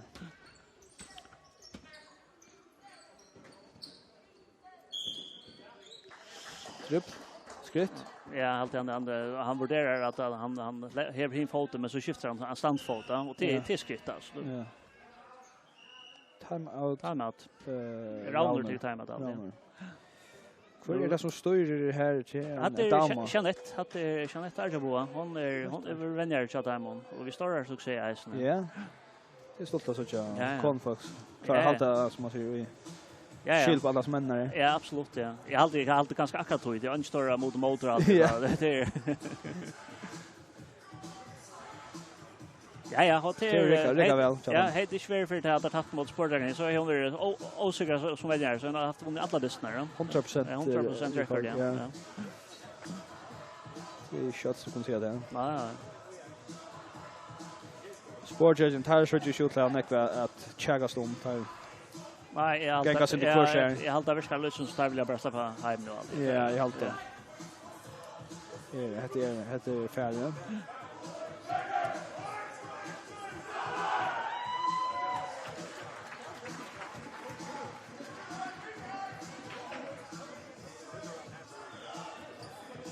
Dan Erkorsmark kommer in för Braun och Magnus Christiansen. Här har vi så kärvat något för i det. Och Björke Kass Olsen som ska bollen upp här.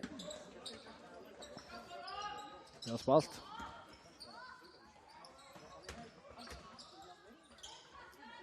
Ja, det spaltar Rasper. Det var spalt det. Nu är det kvart i skåklockan nu. Ja, det är det. Ja, det är skåklockan. Hon hon bara tälja själv. Men hon täller en nio. Hon är svärn. Det blir nollställare. Nej. Det blir nollställare. Du William nämn bollen. Ja, hvis han får kontrollen, ja. Alltså det att han nästa bollen är inte nog. Han ska ha kontrollen. Hvis han har kontrollen så skiftar den. Nu så tog man om bara för.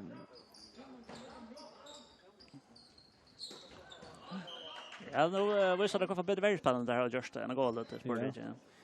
Man kan göra dem till som man säger att tar ja, så så. Kämpa väl alla då så om. Nu dör man 3 sekunder. Kasper är steg in i fälten och i mer än 3 sekunder. Då är det alloppe. Jag vill slå ut lavera längre än 3 sekunder agenten. In i fälten, det goda fälten. Det är kallat för the key en sekund. Och det här 3 sekunder är öla stort i. Men hvis du indikerar och spyrar den ut och domaren till kämpa 3 så dör man inte för 3 sekunder. Men hvis du ständer stadigväck och blomstrar och tar kämpa 3 så flyttar den. Okej. Men hvis du har väg ut så jag känner att du har väg ut så dör man inte så du häver en rejält en 4-5 sekunder alltså allt bak shot då. Ja. Alltså här är till heck domaren skulle ha en efter. Det är som säger och det är inte utlärda domare det är män som gör det som tar hjälpa till. Ja. Då ska man vara behandlad öliga gott alltså det är inte för en domare så det är för en korreboll för oss. Åh, det flott. Ja. Ja, sen att det förtjänar en bättre lack. Ja, det är fint. Att bara. Jag gör en stort lag. Han är rattla, ja. Så bara speciellt 2 årspoäng. Tojen är alltså vi har färre och kvarteren av fel låna 3 fel så. Det är 3 fel så. Det är helt bättre att skriva för det här så 3 fel. Ja, det var 3 fel det var. Så han tar en för lie här. Ja. Men det får så straffet det tror jag att här var. Ja. Ja, var stadigt. Ja, där har gjort för några fel. Ja. också det Bjarni huxar han skulle bara köra ett OJP layup där Kenneth skulle allra så nu ska Kenneth arbeta för det ja. Nu ska han skora. Ja. 2 straffar för att få 2 poäng som alla fri alla ska layup ja. Mm.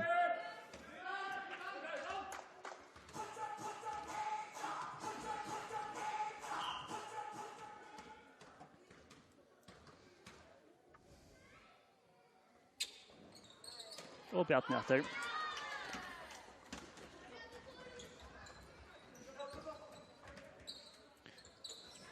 Att det går spalt. Det syns inte fan där. Ja. Det är ganska middle give and go i kurabot ja och att lura ut så isen ja. Elder första halv för bollnatter. Det är inte mer inviklat det alltså. Det är ofta att ha närmast som är den ringaste. Ja.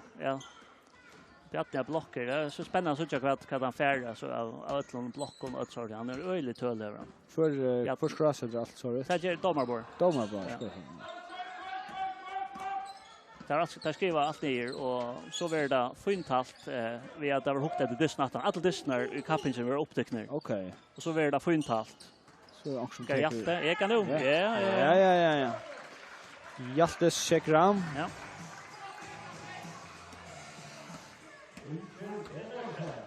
Första steget i honom, men ja. Ja, det var så.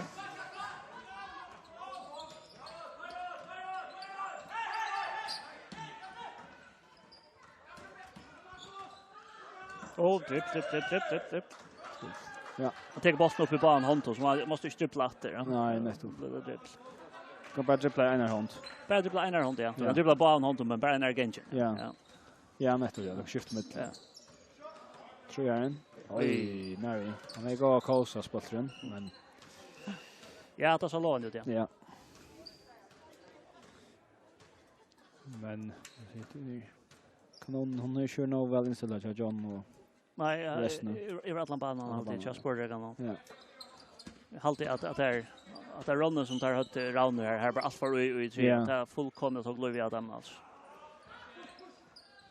Här mist luften då. Ja, där miste jag fullkomligt, ja. Ja, och så inte glömma att Magnus inte har finnit minuter som han borde ha finnit. Ja. Det har kostat dem öjligt. Ja. Och där har jag haft gott världsspel där. Ja. Sportingen har pressat för nekva så i alla stegen för att ta det så. Jag vet att förutskont är inte länge till men i kurbolt är det rymligt gå till att få minst ett gott en gå avslutning ja. Ja, det är sant. Per allop ja. Ja. Till försaltan till kom för eller till ofta att det kom för att det inte har finnit avslutning. Nej. Och så pressar avslutningar till det är bara inte gott alltså. Nej. Nu är så 1 minut och 15 sekunder efter av finalen och att en airball. Airball? Ja, det är skjuter och inte nästan näka ånga adresset. Ja, det var en airball. Ja. Jag får ont i korvarna och allt. Korsen Elvring eller skott. Nämligen.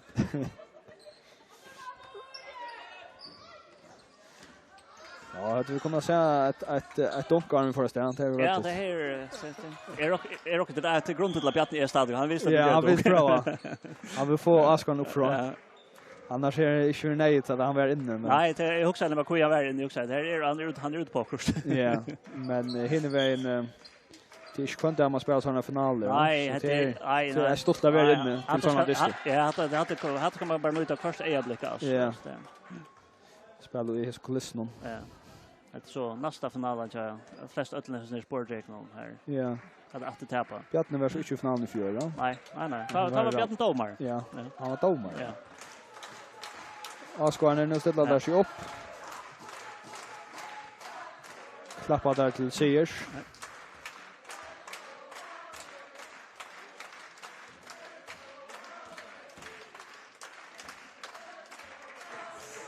Ja, här får vi där. Domen. Ja. Det är fett Askarnen. När så nökte vi upp mot den snart. Ja, jag haltar. Ja, här tamplet. I fjör var kanske inte flyer men tar det 2 handlar i spalt mot så ta hemma vatten i snart var. Men jo, det är ju en notch ut av grejen så. Ja. Så är kanske inte så känt vi den. Nej.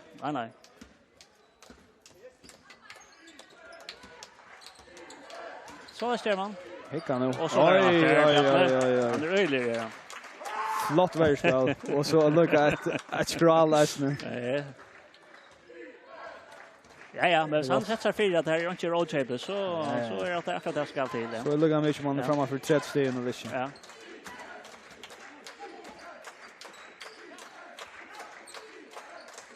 Så gör han. Bridger, ja, tack för. Ja, för han. Nej, han släpper i shoulder. Jo, oj. Bridger. Att det betyder det Bridger. Ja. Han har gått för chans av det. Jag gav Elric från William. Ja. Halta bjatt. Ja, han fick. Nu vill jag sagt som landslagsvänner, ta den mannen ut. Ja. Till angripsgrund till skatter nu. Nej. 20 sekunder efter. Det är kanske så stalla på. Bridger han jag hade bjatten på jag efter Kasper kom runt om han är bara inte och tar på Bridger så ja. På botten runt nu. Att lägga bollen på igen. 16 sekunder.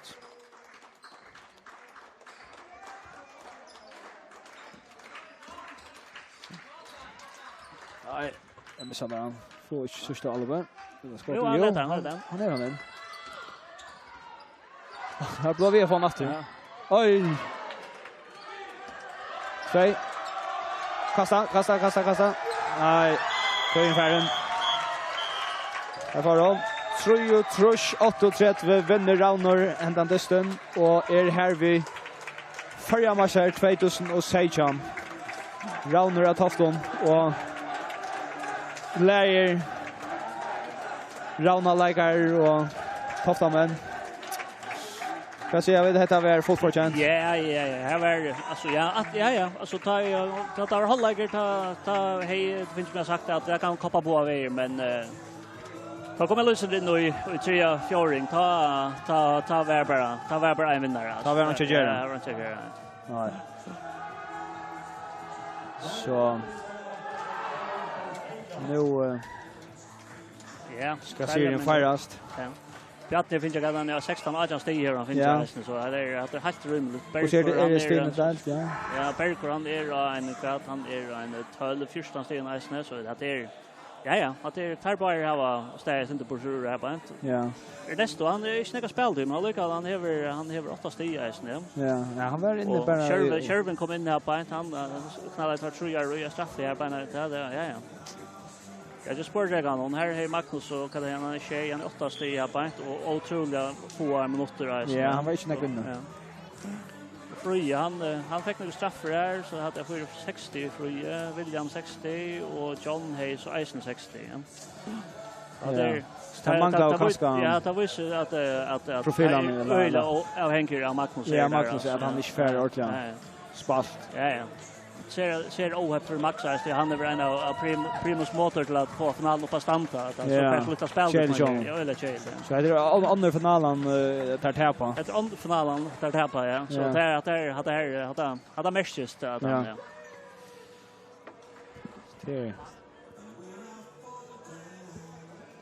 Det är inte bitter ja.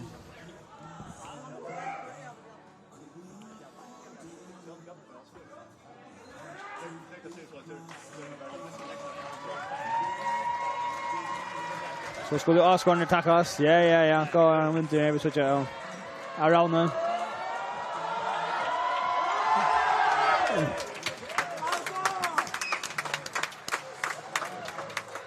Har du glädje? Ja, och det har det alla grundar vara. Ja. Ja, det var väl förtjänt att skulle det. Ja. Och jag kan allt Arias där ja. Ja, där har det har luktat av en mästerhet till där och nu är det så väldigt. Så det är spännande ta om ett år vad det sker det ta är alla hans familj i kappen nu och så det var bröder dynamiken och ja bant ja rounder här där klaxingar alla nu så här och klaxingar har ju just ett korvosli så det är helt också att här så tar missa kanske också lägarna. Ja, det vill det nästan mätt. Alltså Berreiner och Hattler är big klaxvik så är rocknar vi att ta lite högre på en chat time. Ja, går inte det. Ja, det går inte. Så tar vi kanske till rätta se nu på förhand för jag ska inte nästa. Nej, slätt. Gustaf Averska hemmar att här kommer ut 2 lia så kan det för Jerry så det här vi hade ja. Det är spännande. Du såg fram till ett nytt kappgård att det. Ja, absolut. Ja. Nu är det lika att lägga först så. Ja, jag kör det. Det är så in som ska handlas. Ja, här ska jag alltid här ska. Så Sigson från Torsarna Bojra är ja, han klar. Han var skuffad och han tar en märklig man i step minns det också. Ja, kvar vart han? Det var en man som sitter i mikrofonen. Mikrofonen så tar sig. Jag tror inte han är gå med för Korvaboss nu. Ja, han har en kämpa för Korvaboss nu.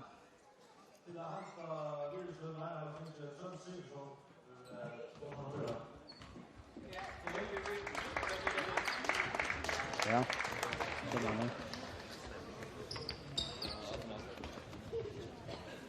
Ja, tack för det. Det står klart att vi kan bygga Korvabossen i Sverige till att vara en utsatt där. Vi hade den första finalen i fjör, där Johanna vann. Och vi har också en nya vinnare. Sporthusen tyvärr kan man säga tappt för de första finalerna. Men jag kan vara att det kommande tappar. Vi får tacka dig för en god lust. Det blev ganska spännande mot honom, men det var en fin lust. Vi vet att Sverige kommer färra till 8 veckor i sommar. Så här får jag inte kom alla bästa rätta. Vi hade diskuterat sporträttarna att trufaktura.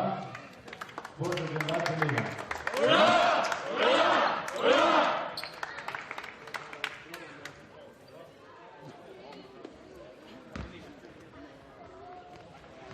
Och så har vi Sean West med trufaktura för Förremästaren. Förremästaren är lagt till liv och landet. Hurra!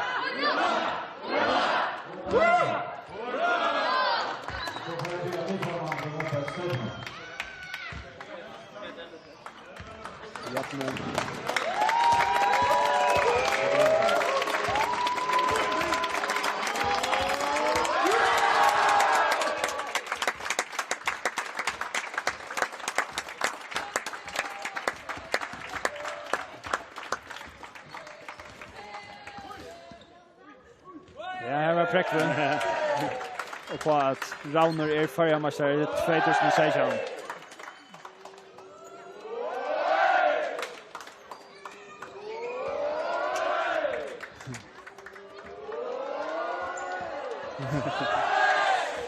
Där ska vi spela för gå att stepet till att Battle Lons. Ja ja, vi kommer ett igen. Hammar Atlas säger att jag tror spin för gammalt till Hammar. Så jo, är längst blev för gammal men några är här efter mer än.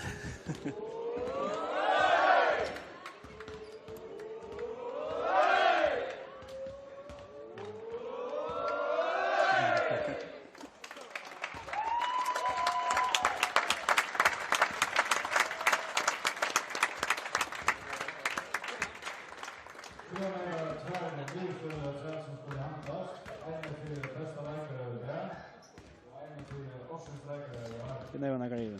Nej, det är inte. Och det är Bjarne Severiasson.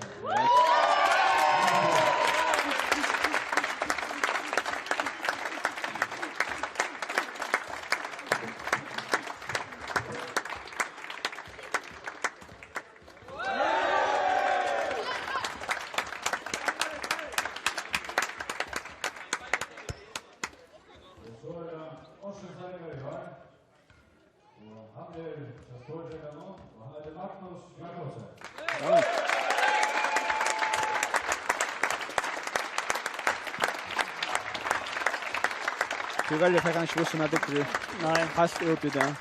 Men vi 15,6 steg och 18 rebound och perdis så har han ice for champion. Ja. Han ska det som hej hatas i Öresund. Ja, vi har inte haft fältrubbel det är helt 106 ut. Ja.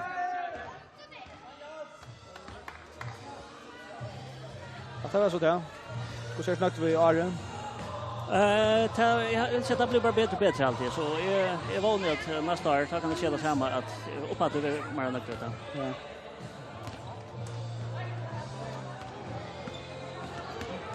Ja.